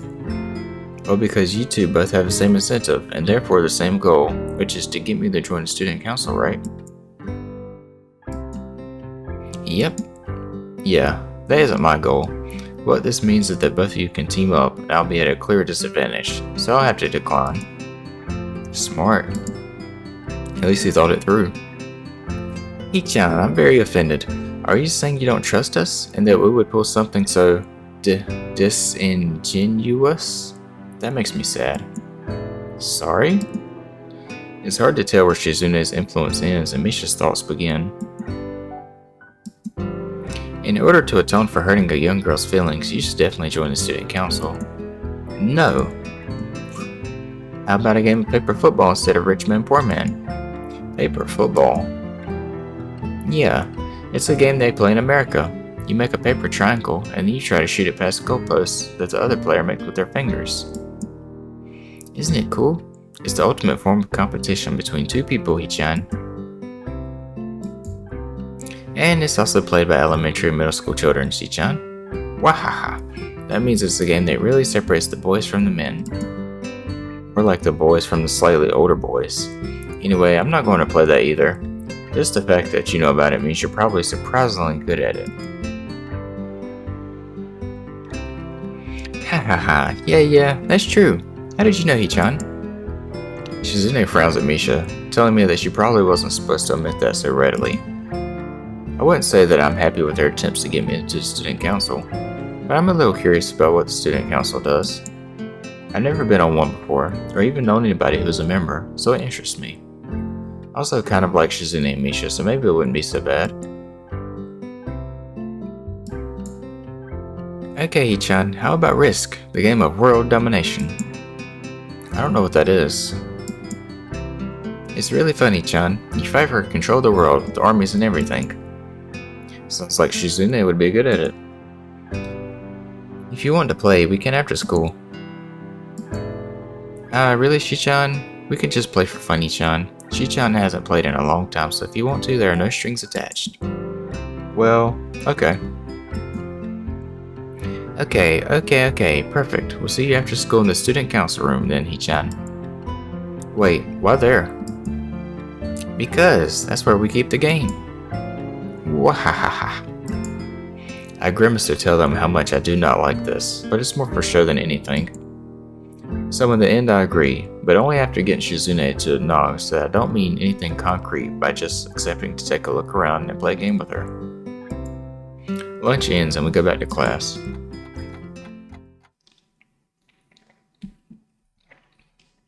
During afternoon classes, the dark-haired girl comes back and sits down in her seat without a word.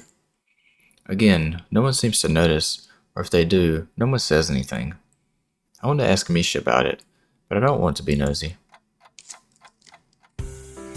After school, Shizune and Misha quickly find me by the first floor lobby and latch onto me, covering each flank in case I might try to escape. I feel a little offended, but I've been considering it. Nevertheless, I'm a bit disturbed that enough people have made a break for it in the past that they are on their guard. What's with the escort? This doesn't make me feel very comfortable. In fact, it makes me feel like a dangerous prisoner being transported to a cell. Wahaha, what's wrong, Ki-chan? That's right, we're just going to play a game of Risk, remember? I don't know, Misha. This all seems a little sinister to me. I start thinking that when we sit down to play the game, they'll tie me down and torture me until I agree to join the student council. Maybe. You never know. Well, that's highly unlikely. But still, for some reason it just seems like it would be so plausible. Getting to the student council room is as simple as turning 2 corners from where we started.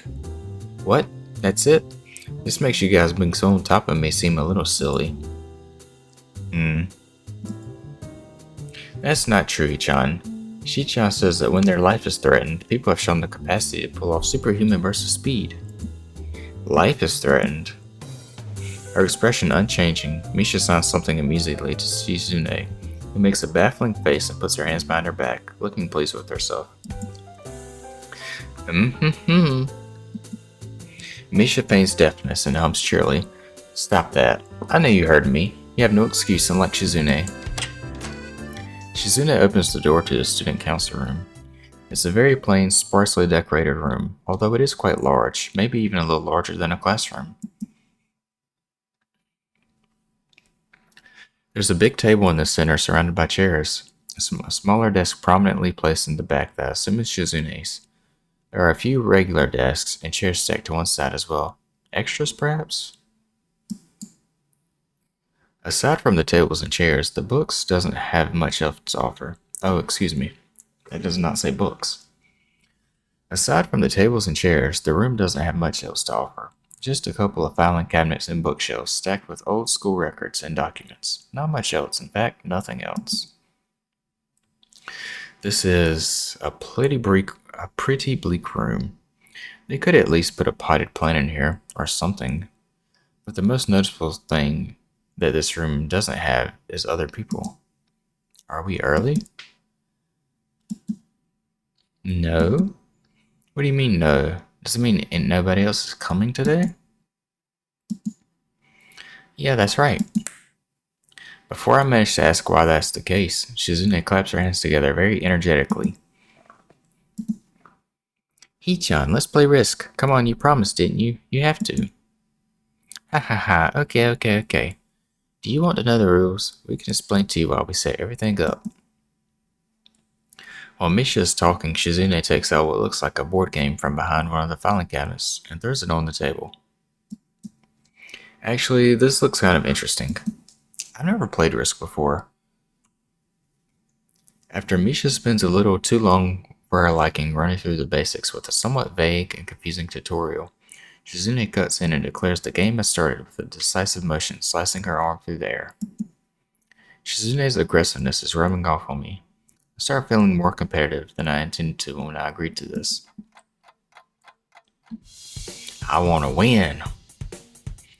Halfway into the game, while I try to ponder how to defend against Shizune's assault from 2 fronts, she breaks my concentration by drumming her fingers on the table to get my attention. Shi-chan wants you to know that you are taking too long to make a move. Shi-chan also says that she will let you keep Australia if you agree to join the student council. I thought this was a game with no strings attached. Just the fact that she would dangle that over my head as an offer means that she knows I care about the outcome of the game. And anyway, no. Shi-chan admires your I about said mint there. Shi-chan admires your fighting spirit and would be a benevolent dictator who will spare your people if you agree to join the student council. Ha ha ha ha. You're so competitive, Shizune. She seems to take this as a compliment. I would expect the student council president to be a little more magnanimous. Magnanimous? She doesn't seem to know what the word means or how it's signed, so she pulls out a piece of paper and writes it for Shizune, who in return signs it back to Misha. Misha presses her index fingers against her temples as if trying to physically imprint the word into her memory. Suddenly, Shizune bursts into a flurry of gestures. Misha looks daunted by the pace of her heated signing. Ah, wait, please show down, Shi-chan. He-chan, Shi-chan says you're going to lose. Tell her I will crush her world empire with my rebellion. Okay. Those eyes of hers shine like childlike mischief. With childlike mischief. This is the face that we missed earlier. Her little, crazy looking face.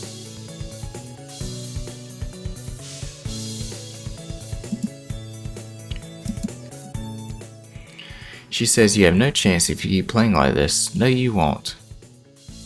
Let's see, for this one we need to pick. She has a point. Attack aggressively. She's either really mocking me or trying to trick me. I have nothing else to lose though, so I might as well try something different. Maybe if I spread out my forces and try to control more territories, I can recoup the advantage.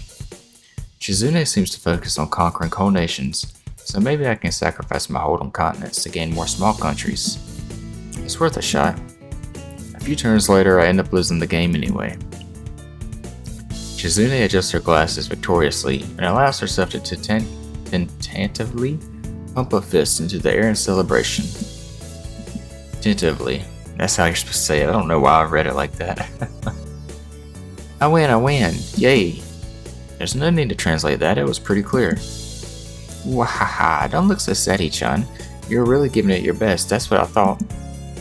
Sometimes your best just isn't good enough, though. If anyone knows that, it's me. You did very well for someone who just learned how to play today. They're impressed by our skills. Our skills at risk. He-chan, you attacked Iceland and North America at the same time. That's a very daring move. Shi-chan is impressed. The mark of great people is that they're daring, and that they can follow through. You're already halfway there. Isn't that great, He-chan? It isn't enough though. Just potential isn't enough. There's no point to potential if you don't take the first step, and there's no point to that if you don't keep going. I want to see more. You're right, Shi-chan, but that's so demanding. They were just staring back at each other. Shizune leans forward, suddenly looking a lot less playful and more like the serious person I expected her to be from the start. He-chan, would you like to join the student council? She really doesn't waste any time, does she? But it's only my second day of school, so I'm hesitant about committing to something so early. I haven't even taken a look at the other clubs yet, but spending time with Shizune and Misha doesn't seem like something I would hate. I still need more time to think about it before I decide for sure. Maybe. I'll get back to you on it. Okay, John, but I hope you're not just saying that so we don't feel bad. No, really. Really? Ichan, if you're going to say that, you're just saying that it's definitely the truth and there can't be any mistake in it. I know. I guess I should have my revenge for losing at the very least. Shizune smiles at that in a mischievous way that feels like twisting the knife in the wound of my loss. I take a glance at the clock on the wall and realize I've spent far longer playing Risk than I expected. Sorry, I think I have to go. I wanted to go to the library. It's not closed yet, is it? Shizune scratches her head and gestures at Misha. How hard can it be to determine whether the library is open? There's a clock right there on the wall. It should be, unless the librarian is absent. I think you're right, Shi-chan.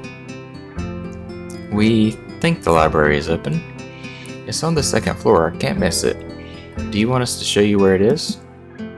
No thanks, it's okay. See you tomorrow. Bye bye. One flight of stairs up and I run into problems.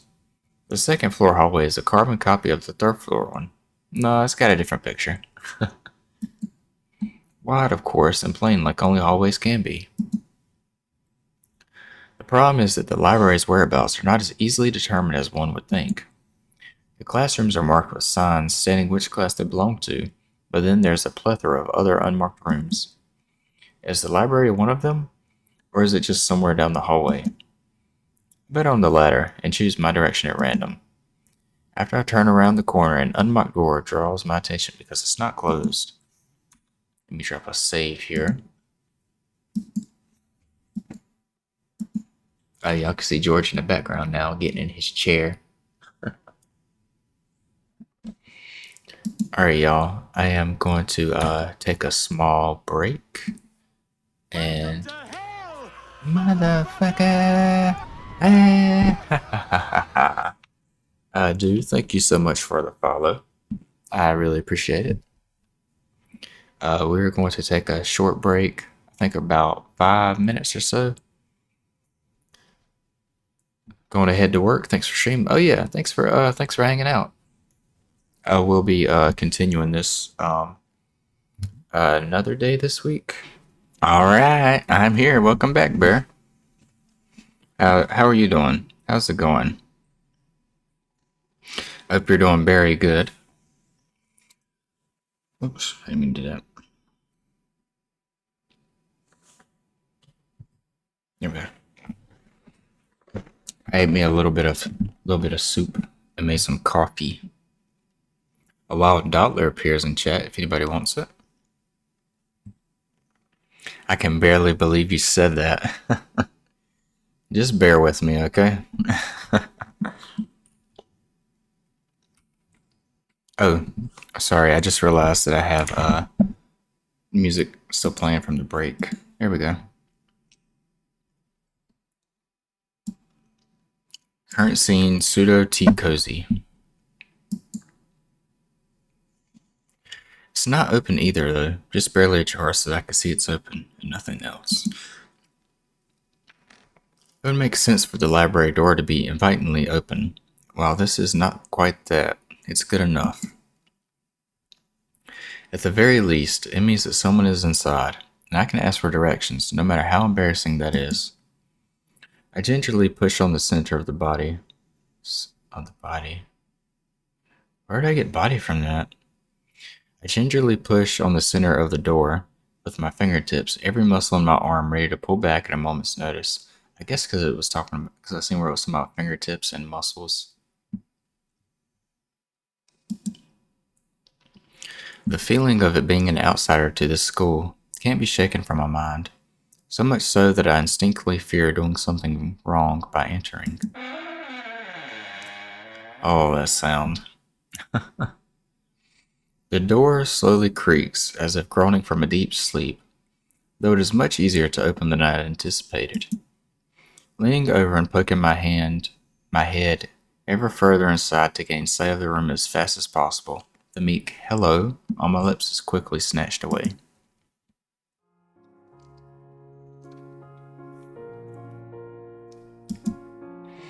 This is not as I was expecting.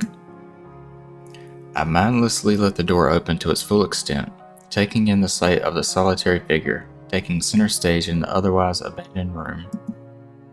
The situation stills my voice, leaving me standing at the doorway, staring at the beautiful girl. Evidently having taken her time to assess the situation, the girl gently puts down her teacup and opens her eyes, but doesn't look at me. Hello there, may I help you? Staring directly in front of herself, the movements of her lips seem to break the silence rather than the words. However, it's the soft, measured voice that reminds me she's being separate from the room itself. Not only is she likely the tallest girl I've ever laid eyes on, but even among the foreigners I've met, she's strikingly distinct. Hi, sorry for intruding, I was just kind of lost. She takes a moment to formulate a response before speaking. Every reaction Every action she takes feels as if it's carefully choreographed beforehand. Care to take a seat? Unexpected, considering that I'm intruding upon her. Thanks. I slowly step towards another seat opposite her, the girl resting the teacup and saucer on the wooden table in between. The way she doesn't track my movements with her head is telling. That and the slight cloudiness in her eyes means she must be at least partially blind like Kenji. Come to think of it, her voice doesn't have any detectable accent either. I guess she must be half Japanese. As I take my seat, her composure takes me slightly off guard. Her air of relaxed confidence makes the silence entirely comfortable. The calming atmosphere is so very different from the student council office. I take it you're a new student to Yamaku. Yeah, I just transferred in yesterday. I get the distinct feeling my speech patterns doesn't match the formality of hers, accentuated by her restrained bow of greeting.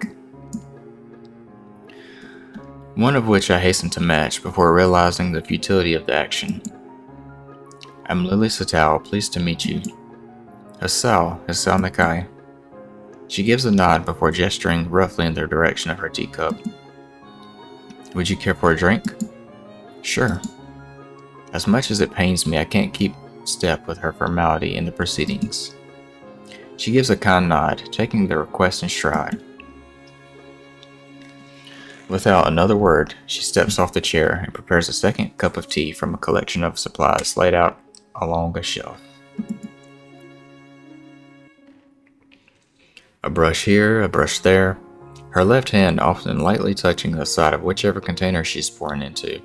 It seems to be a process she's followed dozens of times before.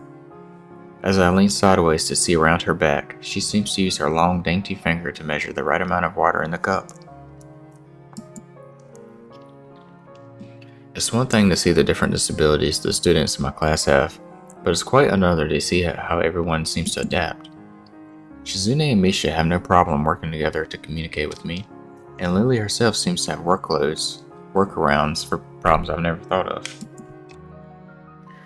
While I feel slightly guilty about her doing the work, she seems pleased to be following the correct process of the offer of preparing the drink. So,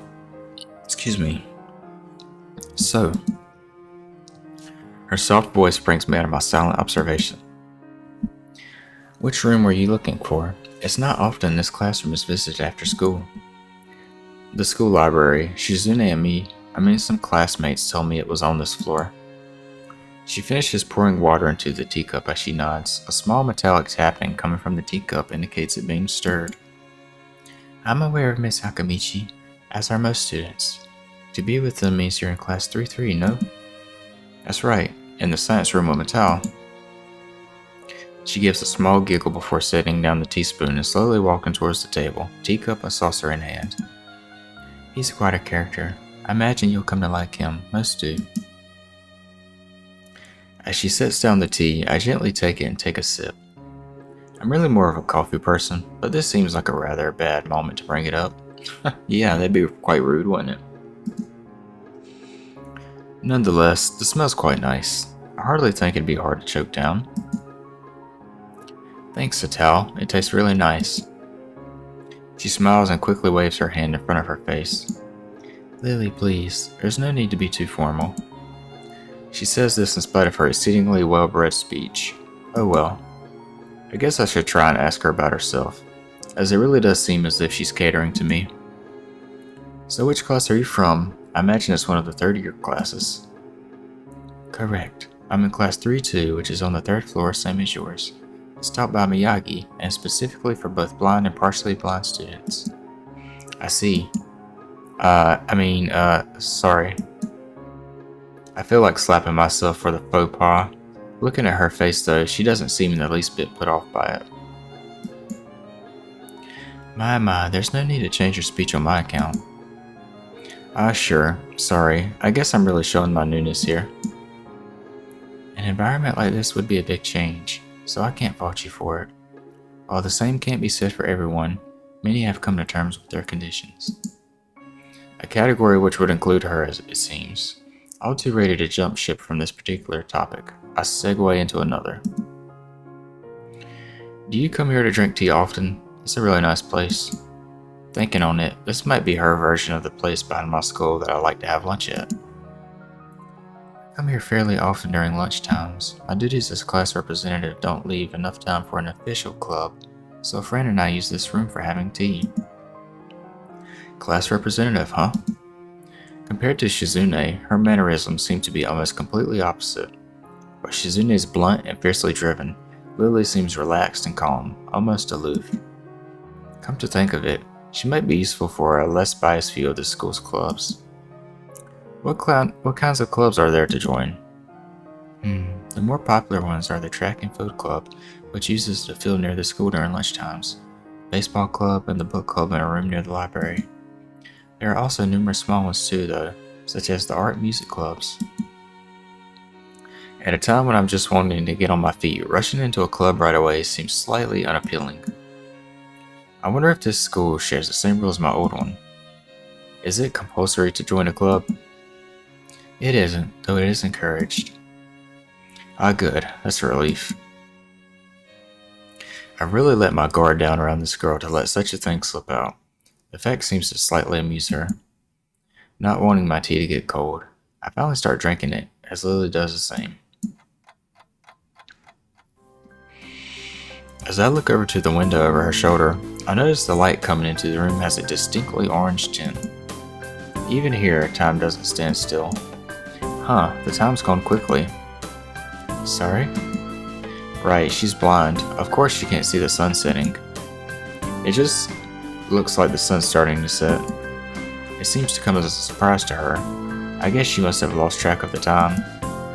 Sorry, Sal, I didn't mean to keep you from the library for so long. I quickly moved to allay her concern. No, it's okay. The library's still open, isn't it? She pauses and takes a moment to think on it. It's probably something I should have asked Shizune when I had the chance, but Lily seems likely to know in any case. True, it's open until 6:30 during weekdays. A quick glance at my watch confirms it's well enough time to get there. I might get going in that case. It's been nice talking with you, Lily. She smiles and gives a deep nod, her hands still neatly folded on the table in front of her. It was my pleasure. Oh, come to think of it, shall I show you where the library is? I couldn't possibly ask for more help. I should be able to find it alright. Well, unless my navigational skills fail me, which they seem to have a habit of doing. It's alright. I was going to be talking to the librarian there in any case. I could introduce you. This gets better and better. It's pretty hard to deny her offer. If you're sure then, that'd be great, thanks. As she stands up to follow me, she takes hold of a straight retractable cane that had been slipped into the handle of her bag on the floor. Compared to the cane the boy in my class had, Lily's looks much thinner and longer. His must be for support, whereas Lily's is for navigation. Together we leave the peaceful room and enter the empty hallway on the way to the library. Side by side, my pace carefully slows to match hers. We slowly walk through the hallway. It doesn't take long for us to arrive at the door to the warm-looking room, apparently situated in the center of the floor rather than either wing. Hello, motherfucker. Hello, motherfucker. How's it going, Clever? What's with that face? How's it going? Happy Monday.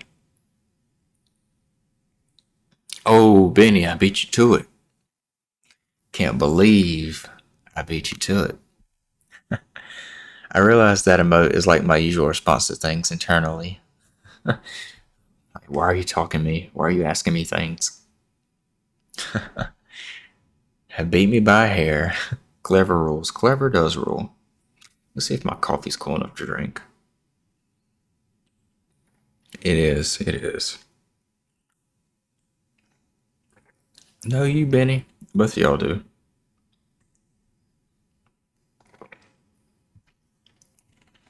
Something in my inbox. Ugh. That's just how it goes, I guess, huh? Chris wants to get a mail. I have to leave. My microwave is finished, etc. Just the ding. That's the thing. One thing I don't like about my microwave is like when it dings, like it'll keep dinging, like every minute or so, etc. I guess it's somewhat similar to this painting right here, isn't it? That face. They both have like, are you kidding me face?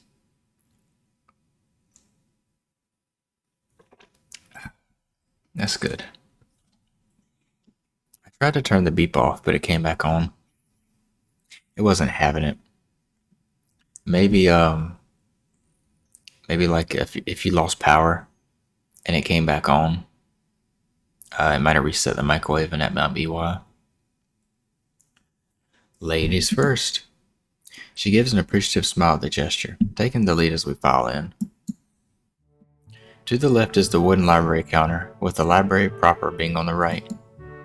It easily dwarfs my old school's library, with the distinct smell of old books giving the place an almost old world air. There don't seem to be a lot of students here. Considering the time, it isn't a big surprise. Everybody's probably either in the school grounds or the dorms. Yuko, are you here? She says it with thin air since the librarian doesn't seem to be present, and of course Lily can't see this. I'm tired of this, Grandpa. It's too damn bad. What movie is that even from? Or is that from a TV show? Because, like, everybody knows what that is, but I feel like nobody knows what it's from. It's one of those things.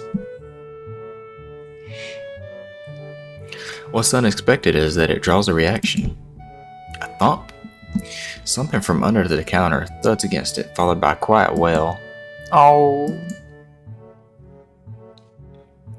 The origin, apparently the librarian, quickly crawls out and bounces up to extremely rigid attention. Hi Lily, how can I help you? Her voice is strained in a failing attempt to sound casual, and she's rubbing the back of her head. Good afternoon. What happened just now? I heard a strange noise. It's nothing, I just hit my head. See, I dropped an eraser under my desk, and while I was looking for it, a pistol dropped, and I was looking for both of them, you came and surprised me. Are you alright? I'm sorry, I couldn't know. It's okay. Sorry for making you worry. This is nothing. I've had worse happen to me. She's quick to reverse Lily's apologies, almost frantically trying to push aside the possibility that she could be in any way inconvenienced by bashing her head on the counter. I don't know the origins either. It's from either a movie or a show, I know. That's too damn bad. Hey Hunter, how's it going, buddy? Yes, worse things have happened. The girl fidgets with her fingers as Lily doesn't seem to drop her concerned expression, and then she shuffles some papers around the counter for no reason. Hey, thanks for shouting out Hunter, Benny. No. We're doing the Hanako route this time. A little shorter than Lily, replete with glasses, freckles, and a very troubled look, she seems to fit a library perfectly. Hi Lily, did you get my message? Message. Oh, the 2 imported books that arrived? Right, they finally came. I can't believe it took so long, but I missed her celebrations, partially for managing to change the topic, I'm sure. She notices me from the corner of her eye and freezes on the spot when she does. Oh no, I'm sorry for not noticing you before. Did you need to check out a book or return one? I'm sorry. The way she can so quickly shift between moods is a little unsettling. He's with me, Yuko. This is Hasao, a new student. Hasao, this is Yuko, the school librarian. Good or else. What do you mean? You abandoned her. You left her all alone. So I don't even know why you're saying that.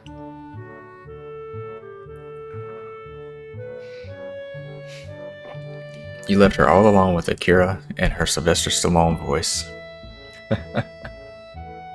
Pleased to meet you. Hasao. Right, Hasao. Pleased to meet you too, Hasao.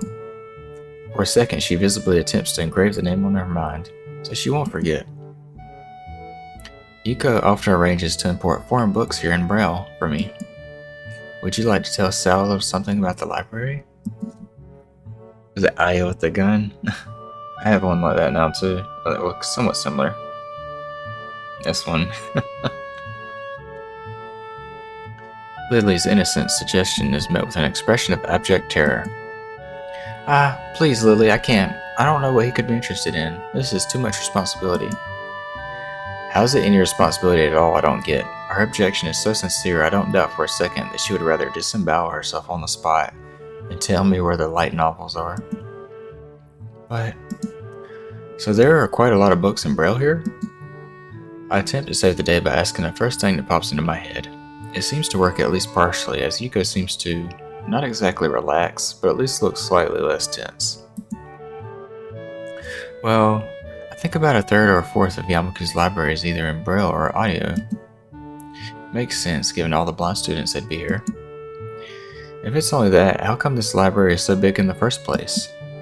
Well, we get a lot of new books regularly because the library is adequately endowed. That's probably why.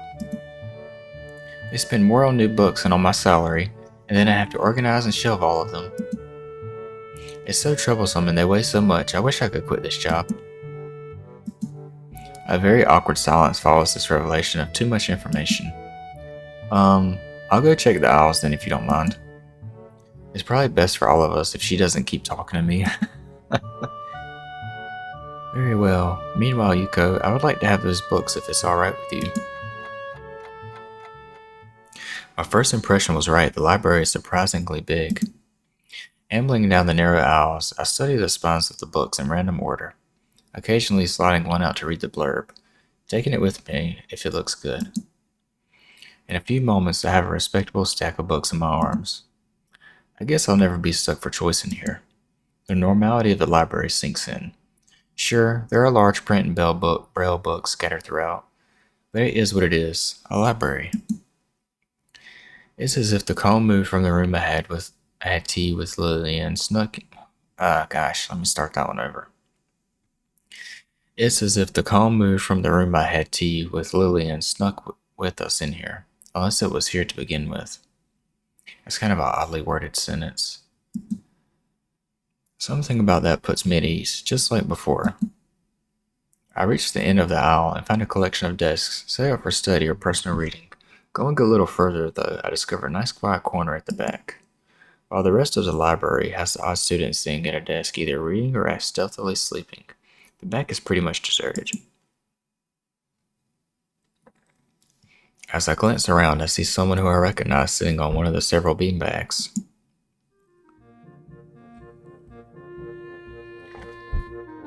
It's the dark-haired girl from my class, the one who snuck out of the classroom earlier.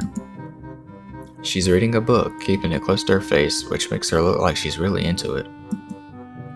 From the way she was acting today, I had her pegged as more of a delinquent than a bookworm. In fact, her mysterious disappearance from the class raises all sorts of whys in my head. Intrigue floats slowly but surely towards the surface. Before I know it, I'm walking towards the mysterious long-haired girl. I guess there's no harm in introducing myself as I would with anyone else. She's a classmate after all. Walking over to another beanbag, I take a seat and lay my books beside it. The girl starts, looking scarily up at me from underneath her fringe. This is the first time I've seen her up close. Underneath her long, dense bangs, I can see the part of her face, at least a third if not half, is pretty badly scarred. Her eyes are immediately drawn to the scars. My eyes are immediately drawn to the scars, subconsciously peeking past her hair until they meet her own eyes. For a second, I'm shocked and divert my eyes to the book in her hands, for I realize that looking away probably only makes it worse. It takes too many seconds to collect myself and remember what I walked up to her for. What choice is it? I'm sorry, I didn't mean to startle you. It's okay. The girl certainly doesn't look like it's okay, but I'll let it slide. So, do you mind if I sit here? She seems to be very uncertain whether it's okay or not for me to sit. Finally, she nods, just a little. Like, you could sit here for a little bit, but that's it. After that, you're done. Okay. I take the seat next to her and she hides herself behind her book. Life of Pi. Never heard of it. I watched that movie not that long ago.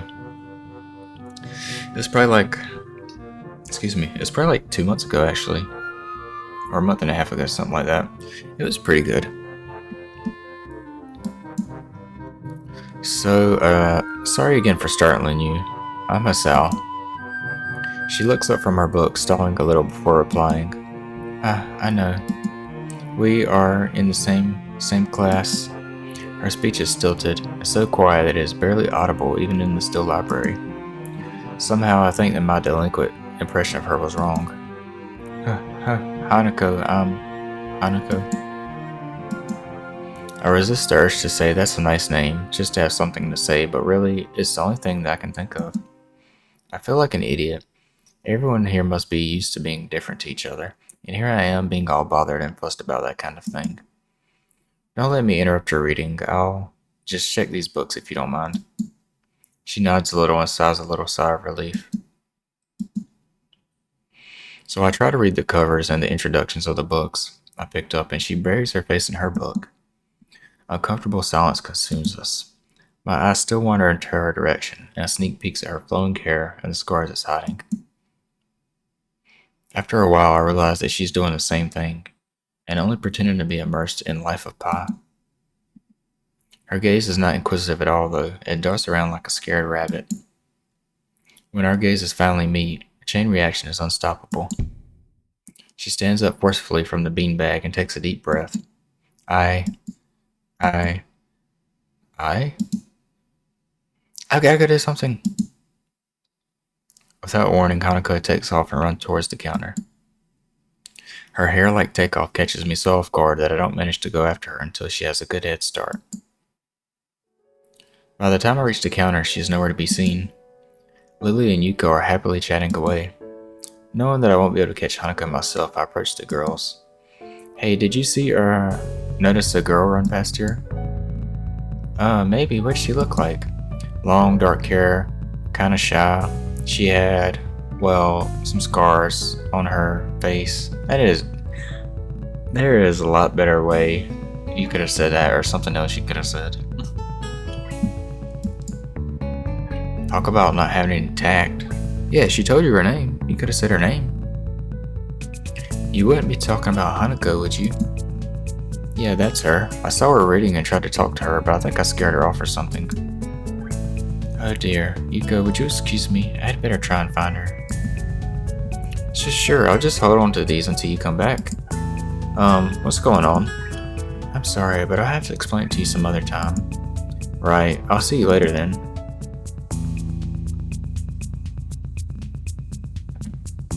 Lily hastily grabs her cane and hurries out of the library, leaving me alone with Yuko. I don't think I'll ever get the hang of this place. Did I do something wrong? What did you do? Nothing. I was just looking for some books, and then she got this fit and ran off. The most offending thing I can think of was that I might have looked at her general direction a few times. Well, she is a very timid girl. You have to be very careful around her. She can be very jumpy, I think, and she's not accustomed to talking with other people. Isn't that a bit strange? I wonder. It's just how she is, I think. Yuko doesn't sound all that convincing. Then again, maybe this is just the norm around here.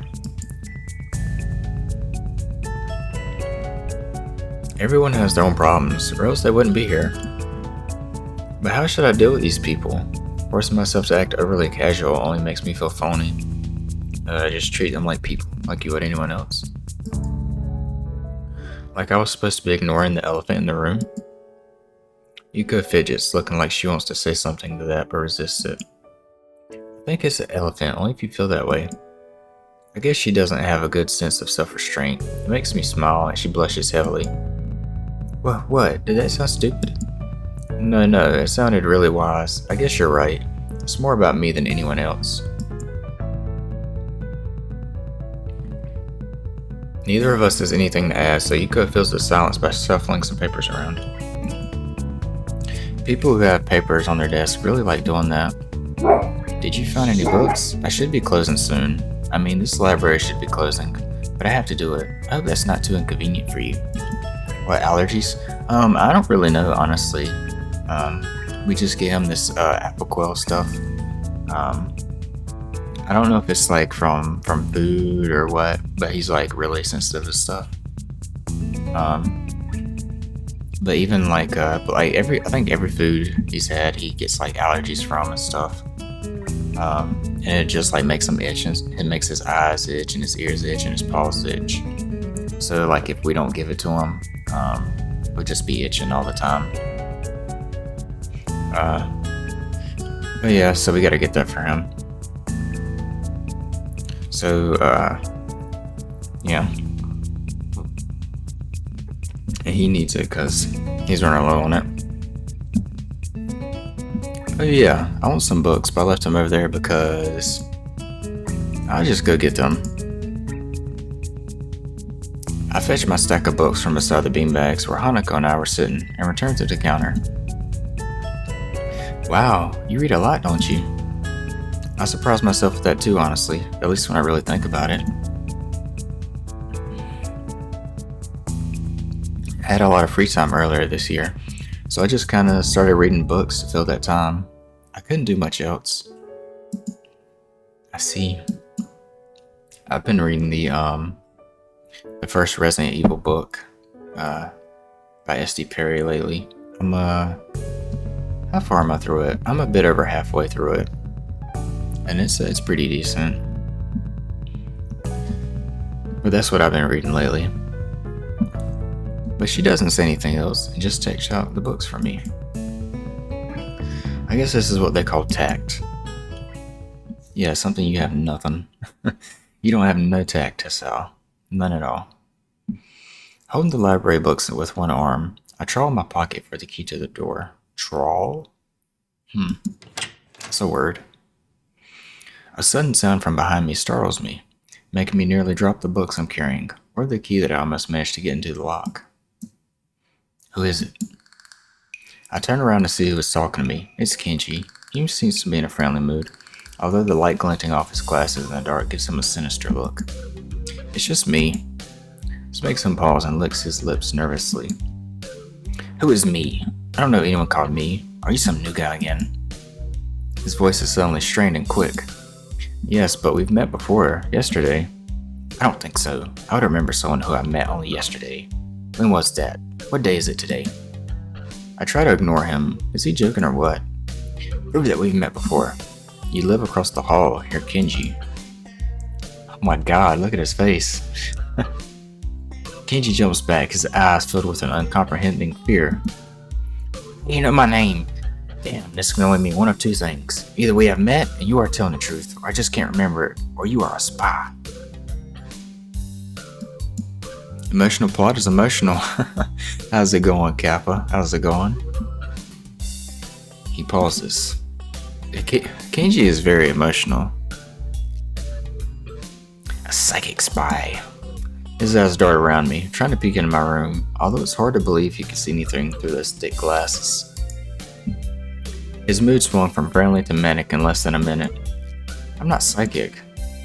How do I know that? I'm not a mind reader. Kenji points a finger in my face damningly. Unlike you.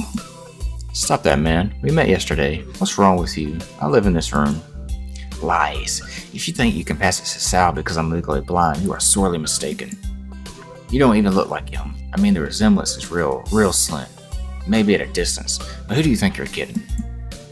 I want to grab him by the shoulders and shake him. Exasperated, I rub my eyes and let out a heavy sigh. Stay there. Kenji comes closer, one careful step at a time. I stay still, lest he assault me physically. Although I doubt he could do much damage, even if he did. Yeah, have your fist clenched and ready. Oh wait, I see it now. Damn, it really is you. Sighing again, and then once again for good measure, I step backwards just in case. What's up, man? You don't look too good. I think. Something wrong? I don't know. Just had something stupid happen to me. A few stupid things, actually, even if you discount this one. I can't get a proper touch on other people here, and I have no idea if it's because of me or because of them. I don't know why I'm telling this to Genji. It's not like we've had any contact either. That's rough, dude. Yeah, I'm sorry about calling you a psychic spy and all that, but you can never be too careful. It's the hard reality we live in. I'm slowly starting to think that Kenji isn't necessarily living in the same reality as the rest of us. He's not. You see, this is how it is, this world. There's no justice, you see? Even when I lose, I win, because I don't lose the lesson. What does that even mean? It doesn't matter. He dismisses it flatly with a wave of his hand. So what happened? Why the long face? Do you have a long face? It's nothing. I just scared some girl off accidentally. Literally, too. She actually ran away from me. Was my fault, really? I think. I'm not really used to all this yet. A girl? A cute one? Cute? That's a hard question. She had a nice body and really beautiful hair, but the face... Jesus, that is so rude. I guess it could go either way. Which one we gotta choose? She was cute. Yeah, cute, I guess. I knew it. There are lots of cute girls here, a strangely disproportionate amount. I believe this is one of the dark secrets of this school. I tried to warn you, man, but did you listen? I don't remember any such warning. Dark secrets? Yes, dark secrets, extremely dark, like a black hole. Have you noticed that the number of girls in this school is slightly but significantly higher than the number of boys? It's like 60-40. He turns his head to the left and stares off into the distance at nothing. Why is it like this? I mean, to the untrained eye, it doesn't appear to be that bad, but that is a full 20%.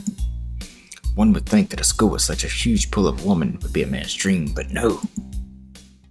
What I'm about to tell you could blow your mind. Are you ready? I don't know where this is going, but I don't think I'll be missing much by cutting out now. No, I'm not ready. Only get as far as turning the doorknob before Kenji starts talking again, showing that he doesn't really care if my mind is blown or not. I believe that this school is a battleground, the site of a feminist infiltration. This disparity as the number of men to women is a clear sign of how far they have come. In case this Cold War turns hot, they will have superiority in numbers. Just another skirmish in the eternal war against the forces of the feminists. They're everywhere. In Japan, women outnumber men. It's not a 60-40 split, but it's only a matter of time, man. Even in America, women are the majority by a hair. They're building up their numbers. In the past, the buildup of a military has always been the clearest sign of imminent war. Japan is just the first step. Our economy is badass, and the country itself is small and isolated, yet a huge part of the Pacific in terms of political value. The perfect target. They are so cunning, as expected of women. Soon the day will come when... Genji's voice trails off ominously. That is why you can't trust them. They will string you along and then kill you, just as they killed me. You will end up just like me. Oh, hell no. I can't stop myself from blurting it out. Hey, what the hell does that mean? You said it, not me. That's the best I can think of. So? You're not supposed to say something like that? Damn, so rude. Where was I? Oh yeah, vast feminist conspiracy. Stop it, stop. I lost you way back there somewhere. Somewhere around feminist infiltration. Too hard to follow? It's cool. I have some graphs and stuff in my room. And puppets. You like puppets? No puppets. You don't like puppets? Okay. Graphs are still cool though, right? He speaks energetically, responding almost before I'm done talking, moving his hands in an animated way as he continues to rant on. This is too strange. Head impact is relatively normal, but it's clear that I was wrong. Something on your mind, dude? Just thinking about what it's like to be the last sane man in an insane world. Kenji frowns, looking deeply upset. You mean that's you? That can't be, because I'm the last sane man in an insane world. That is my dream. You can't just steal a man's dream. What the hell? There can't be two last sane men. It'd be invalid. The whole last part. And that part's kind of important.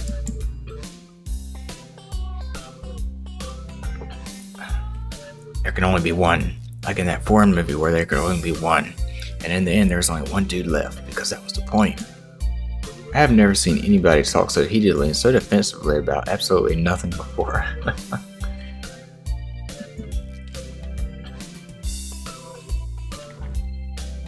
Anyway, if you wait here, I can get my graphs. I also have a list of the other dark and complex conspiracies that the school holds, as tangled as... Quick, finish my analogy for me, be a pal. I'm going to go to bed now. It's extremely late. It doesn't sound like an analogy, but whatever. It kinda does. I like you. You seem like a cool dude. Most people don't understand what I'm talking about when I try to explain the vast feminist conspiracy to them. Denial is a terrible thing. Later. He claps me on the back and then vanishes into his room so quickly and quietly it's like he hadn't even opened the door, but instead walked right through it like a ghost. I don't know if I can fully digest what just happened, so I give up and go to my room, kicking off my shoes before falling face first into bed. It takes me some time to relax and get up so I can get started on my homework. It's because the sheets are cool and comforting against my cheeks and it feels so good just laying there with my eyes closed. This school is like some kind of bizarre and surreal island. It's isolated on top of a mountain, and each person is stranger than the last. I just can't seem to fit in. What irony. One would think that fitting in a place that's made for people who are unfit for anywhere else would be easy. Dude, it's like, what is it, his third day? His second day? Yeah, I think it's his second day. Maybe I'm trying too hard. Although I say that, it doesn't help take the edge off, and the words are left echoing off my empty walls. I guess it's not as bad as I expected, though. This place really is more a school and less a hospital pretending it's a school than I thought it would be. If nothing else, the scenery is beautiful. I open one eye, seeing the school books and bottles of pills arranged side by side on my desktop. Maybe this place is too much like a normal school after all.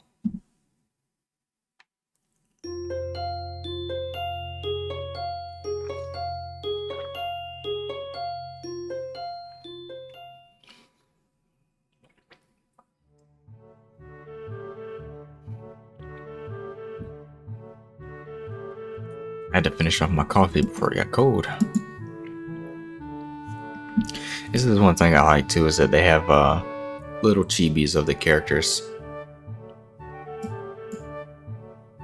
And there's Rin. I feel very tired this morning, probably because yesterday itself was a very tiring day. On top of that, I woke up far earlier than necessary. After saying hi to Shizune and Misha, I start doing the work as instructed from the board. It already looks like today is going to be heavy. I don't have a problem with that now though. Shizune and Misha might jump on me trying to get an answer about whether or not I've decided to join the student council, even if it's just one day. I wouldn't put it past them to try, and I don't have an answer for them if they do, so this situation is convenient for me. About 10 minutes into class, Hanako walks in and takes a seat, but no one looks at her. The teacher doesn't even comment on her lateness. He does, however, stop us to say that we're going to break into groups again. I turn my head and see that Shizune and Misha are looking at me. Shizune gives me a smile that is equal parts cute and menacing. This is a smile that says, "We have you now, there's no escape." Hee-chan, it looks like we're together again. Yay yay. Misha leans sideways while Shizune pushes her desk closer to mine. There really is no escape now unless I were to jump through the window. Jumping out the window isn't the best option, sadly. What's wrong, Hee-chan? Oh, Hee-chan, have you been thinking about what you said yesterday? You said that you would think about joining the student council, didn't you? It's okay, Hee-chan. We were talking about it after you left, and it would be rude to expect you to already have an answer for us this early, right? Right? Ha ha ha ha. I'm so happy you two are able to laugh at my expense, and even more pleased to know that you both know how crazy the two of you can be. Now that that's over, Shizune snaps back into serious mode and smacks today's assignment with the back of her hand in an overly dramatic and important way. When I already look at the stuff, it's mostly just reading. In fact, there are only 2 problems. I must want to say something about how her rush to get started seems a bit much, considering the small amount of work. In fact, Shizune probably knows how little there is, and simply doesn't care. Yeah, it seems like the workload doesn't matter to her as much as the fact that there is work. The actual amount is unimportant. She approaches everything with the same level of ambition. While I'm reading, I let my eyes wander around the room and catch Hanako, trying her hand at solving the problems. It looks like she's working alone. I can't remember seeing her working with other people before. Thinking back to how shy she is, it's understandable. Hey, that girl over there. Huh? Who he-chan? Her, Hanako. Over there. Does she always work alone? I think so, he-chan. Do you feel sorry for her because she's alone? I was just thinking that maybe she could work with us or something. No, I don't think that'd be a good idea, he-chan. Why not? Shi-chan wouldn't get along with her. Why? Misha shuffles around the question, letting out a laugh that sounds very strange. It's nervous, but still has that lilting up and down quality present in everything she says. There's a wild pawnyard in chat if anybody wants to catch it. Just because, he-chan. By now, Shizune has noticed our conversation, and it makes me realize again how Misha has been citing everything she's been saying this whole time. What, Shi-chan? The friend of my enemy is my enemy? That sounds so harsh. I'm not going to say that. You said it anyway. I know, He-chan. It's fine if you ever hear. I wonder if this is Misha's way of keeping things fair, since without her I wouldn't be able to understand the things Shizune is saying, and vice versa. Is that also why she signs all the time? So that there is never a conversation Shizune will be left out of? Anyway, we should start on the prompts now, He-chan. We finished with time to spare, and I decided to ask if there are any alternatives to the cafeteria, as frankly the food so far has been subpar. This sends Shizune and Misha arguing amongst themselves about their favorite restaurants. All of them are downtown, so I don't think we'll have time to go all the way there. What about the bill? Are they arguing just for the fun of it? Maybe. They seem so distracted by it that they don't even notice the start of the actual lunch break. I look over my shoulder towards the back of the classroom. She seems to be studying her notes from the previous class. It's an odd sight. Everyone else in this class is busying themselves with the lunch break.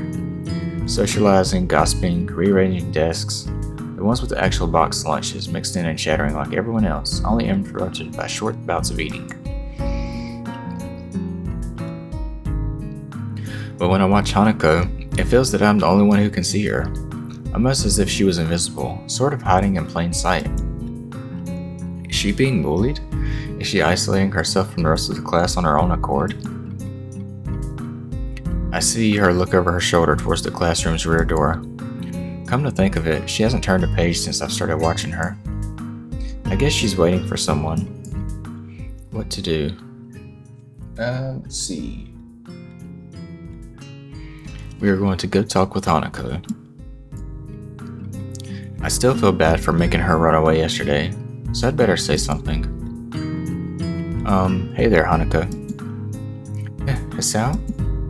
Well, at least she remembers my name. Hey, I just wanted to apologize for yesterday. I didn't mean to startle you or anything.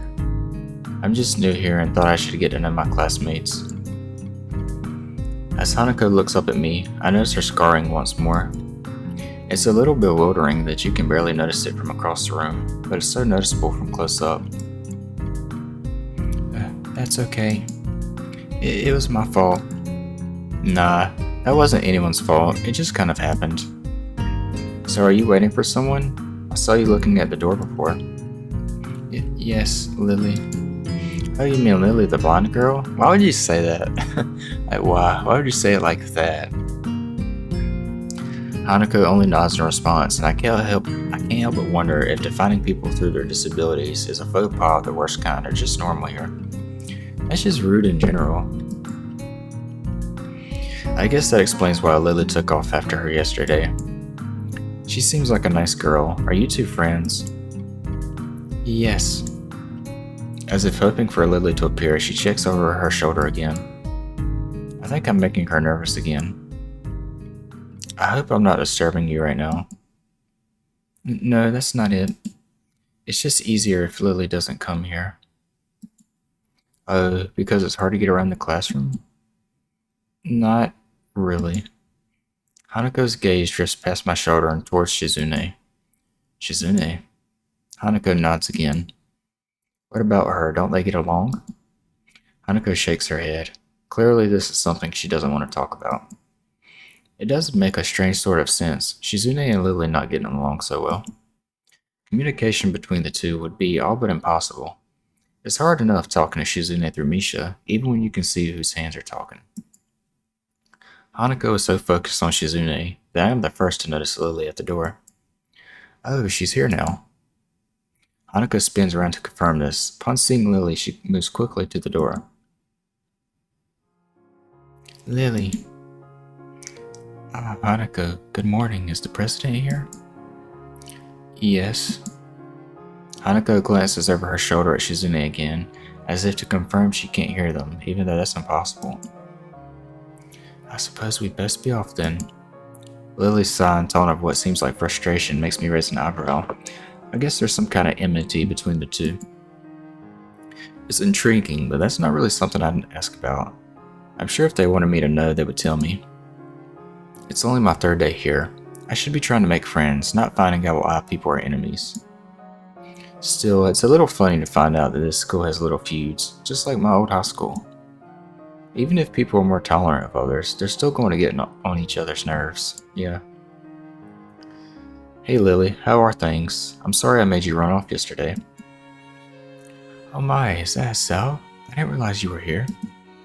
It seems that Lily is a little embarrassed about being so frank in front of me. So sorry Lily, I thought you realized. No, it's alright, Hanako. Sal, please don't worry about yesterday.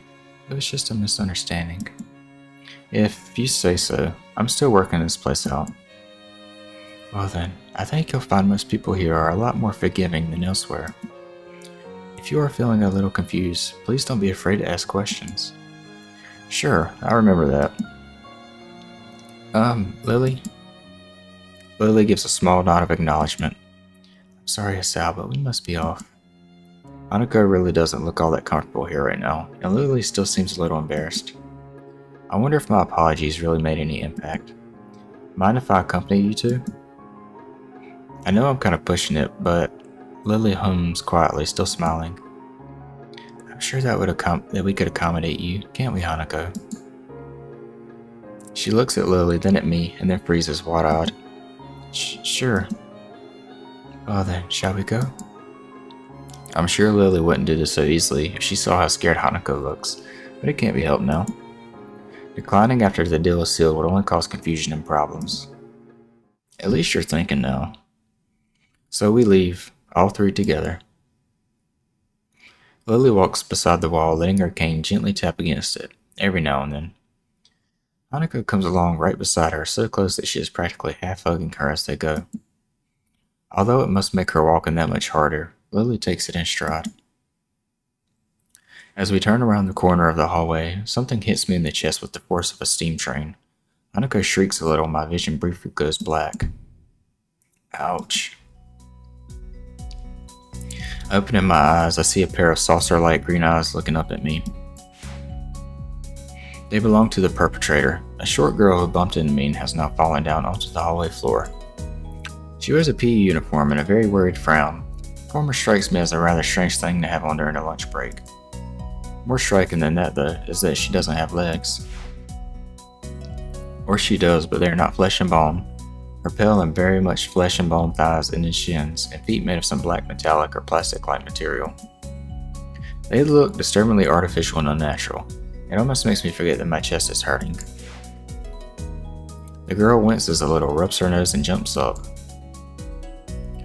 Aw man, are you alright? I'm sorry about that, really. I wasn't looking where I was going. You just came out of nowhere. Sorry. She's looking really apologetic, in the hurt puppy way of looking apologetic. I quickly forget about being angry or anything, since hurt puppies are my weak spot. It's okay, don't worry about it. Ouch. I say that, but there's a stinging pain growing in my chest, and I know that this is about the biggest possible danger for my condition. Don't overexert yourself, don't forget your medication, and most of all, don't get hit in the chest. I try to rub my solar plexus to chase the pain away, holding my breath in an attempt to hear my heartbeat.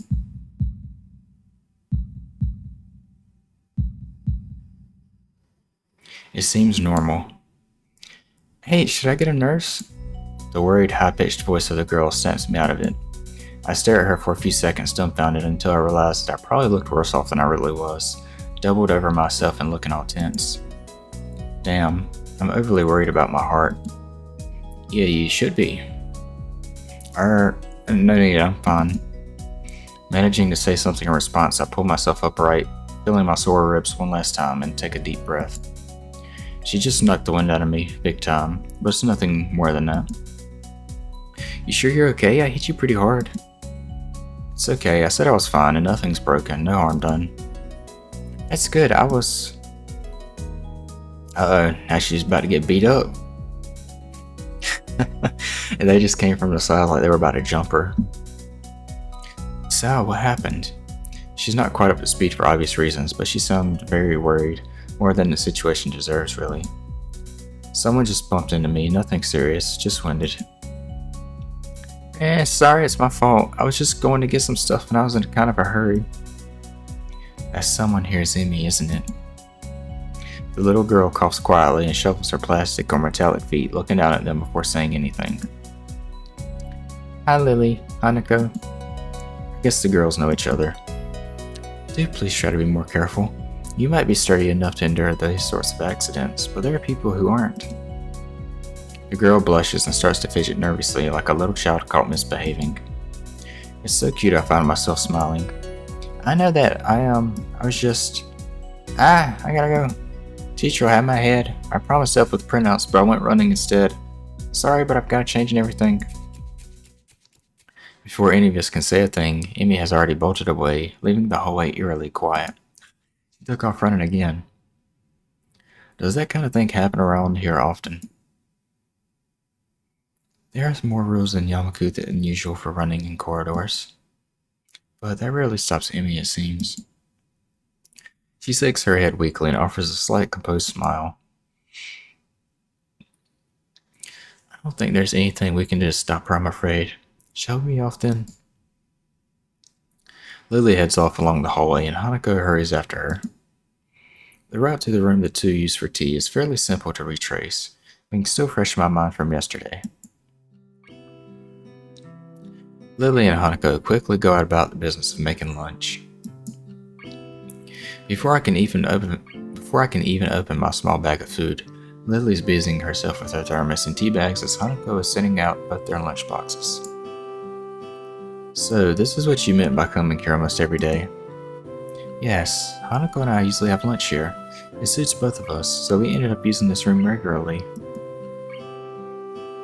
After seeing Hanako's reactions to me over the past couple days, I can understand why that is a boon.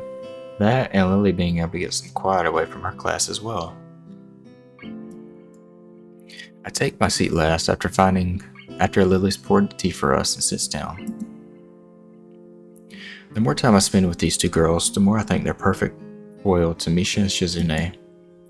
Even without a voice, Shizune is direct and brash, and Misha seems to get along with everyone. On the other hand, Lily is soft-spoken and relaxed, while Hanako seems to be the shyest girl I've ever met. So how are you faring in Yamaku, Hisao? You seem a bit flustered before.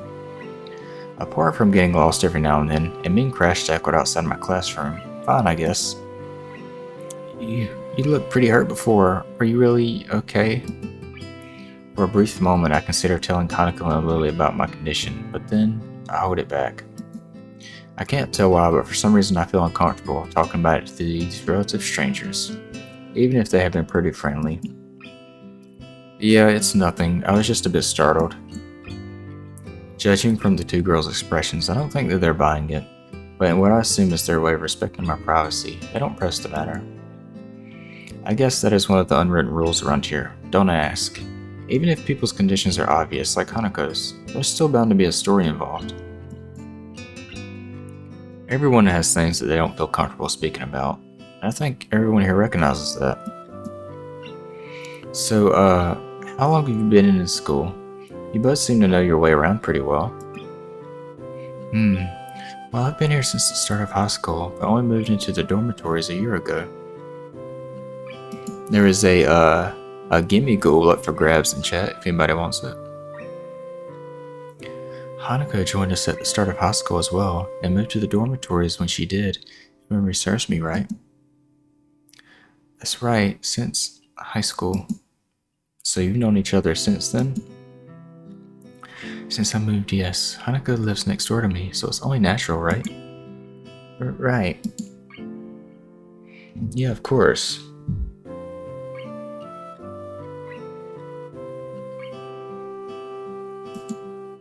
Living next to someone is probably a reason enough to befriend them, though I'm guessing that Lily's blindness played a part in it as well.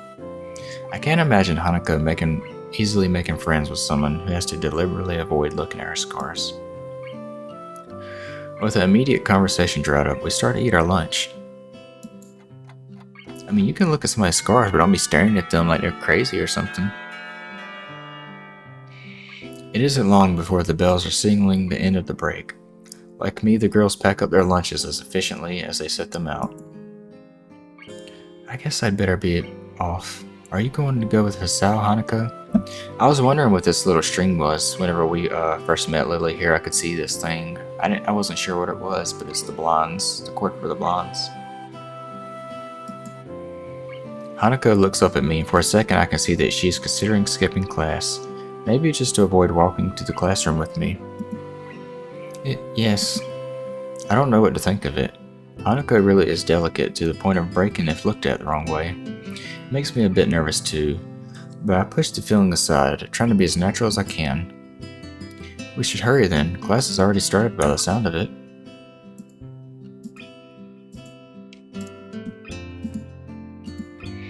Lily gives a nod of farewell as she bends down to take her cane.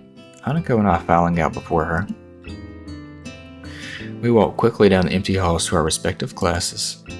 As we reach the door to Lily's 3-2 classroom, she turns towards me. Miss Sal, thank you for sharing lunch with us today. My pleasure, Lily. And with that, we part ways. Lily entering her classroom and leaving Hanako and me to make off to our own. She's still looking like she wants to run away. So, do you really want to go back to class now? Yes. Okay then. I feel like I should say something more to her, but it's hard to come up with anything that would be appropriate and safe enough. And Lily was right. The more time we spend out here, the more explaining we have to do. I open the rear door to the class and walk in. The teacher looks up at me and opens his mouth to say something. Oh, I guess they're late to class. I didn't realize that. However, as Hanako follows me in and closes the door, he simply nods to us and continues his lecture. This is the third time that Hanako has had her truancy practically ignored. There's definitely something going on here. We make our way to our seats. I notice that Misha and Shizune are both missing as well. Can I press spacebar to put their dialogue? I can. Cool. I wonder if it is some form of informal agreement with the staff, or if it's a perk afforded to the unique students of this school. Trying to make as little disturbance as I can, I extract the relevant textbooks from my bag and start catching up. The class goes on quietly.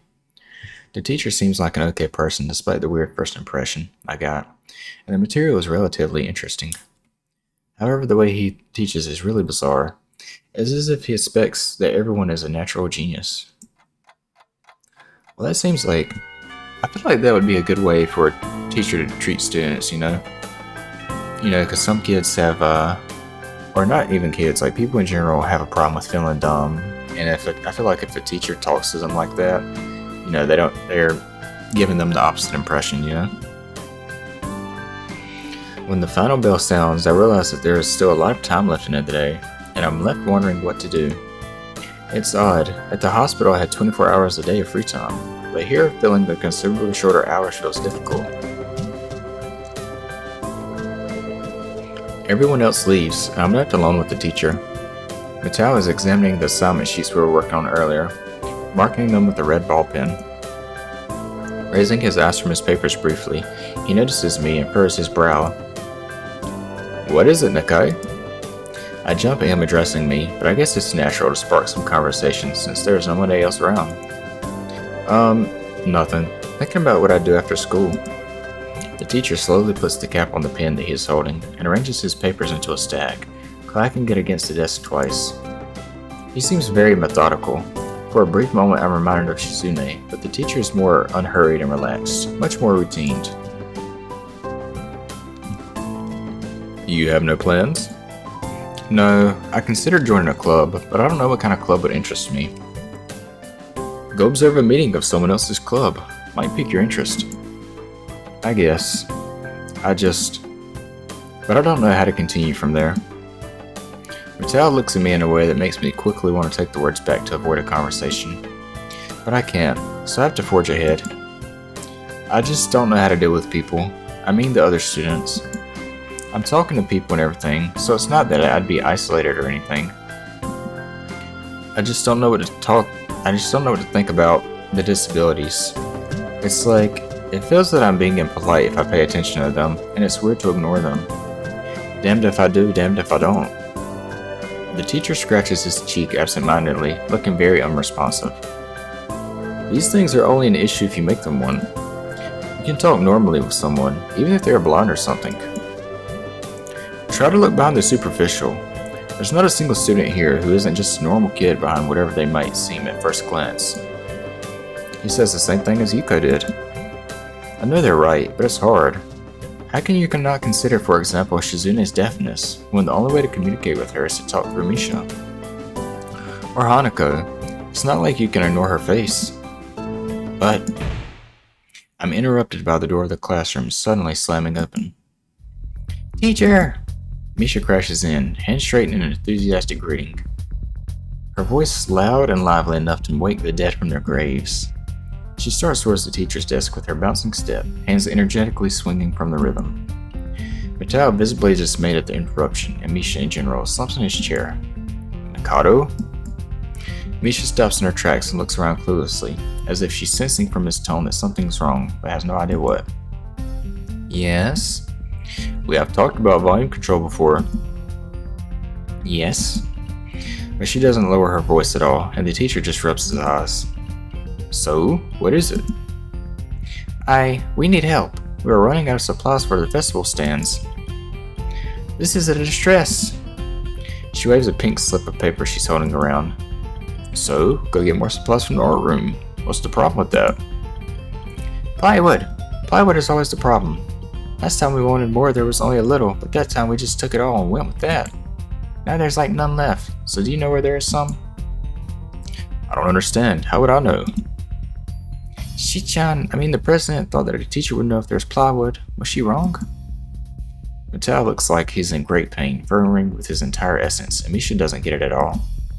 Looking at the two of them communicate is terrible, like looking at a man being tortured by drilling his skull open while blasting pop music at full volume at the same time. I'm afraid I have no idea if there's any plywood in the school, let alone where it would be if there was any. There's gonna be an ad in about a minute, y'all, just FYI. What should I do? Perhaps try to find Mr. Nomiya.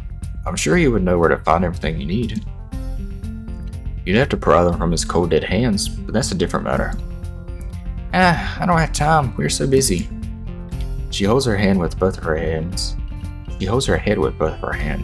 looking as despairing as is possible for a person like her. Without even noticing, she crumbles the note she's holding against her hair. I shouldn't even be fetching these things. There's so much to do and we are falling behind the schedule. Mattel looks at her gravely and then suddenly smiles. Smiling doesn't really fit his face. I think it'd be better if he didn't. I wonder if you could get some temporary help. He switches to staring at me focusedly with a hard expression, as if to say, go make some friends. I guess I could give you a hand. You can, thanks Ichan, you're really nice.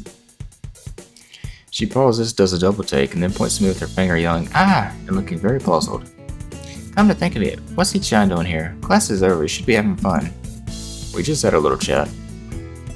I know, it's not attention, is it? Are you in trouble, Ichan? No, I'm not. Is Ichan in trouble, teacher? No, he's not. Mattel sighs deeply, and I feel that I have to help Misha to get off the teacher's back. So what do you need? Here's a list. I can try to find the plywood from somewhere if there's none in the art room. She offers me the note she's holding. I take it hesitating a bit. I said I'd help you, but there has no implications on whether I'm joining the student council or not. Aww. Still, thanks, Try to be quick. We are in a stall building streak now. You must hurry. She bounces off out of the classroom, leaving me and the teacher looking at each other with something that feels like a silent agreement. Well, there you have it, Nakai. You have something to do now. Please don't sound so smug. Looking at that list with a number of items ranging from paint to plywood, I saw written with small, neat handwriting as undoubtedly she's an ace. I hate a sigh. I'll be going then. Waving the long list, Limp let the teacher exit to the hallway. Alright. We are going to jump to a different game though.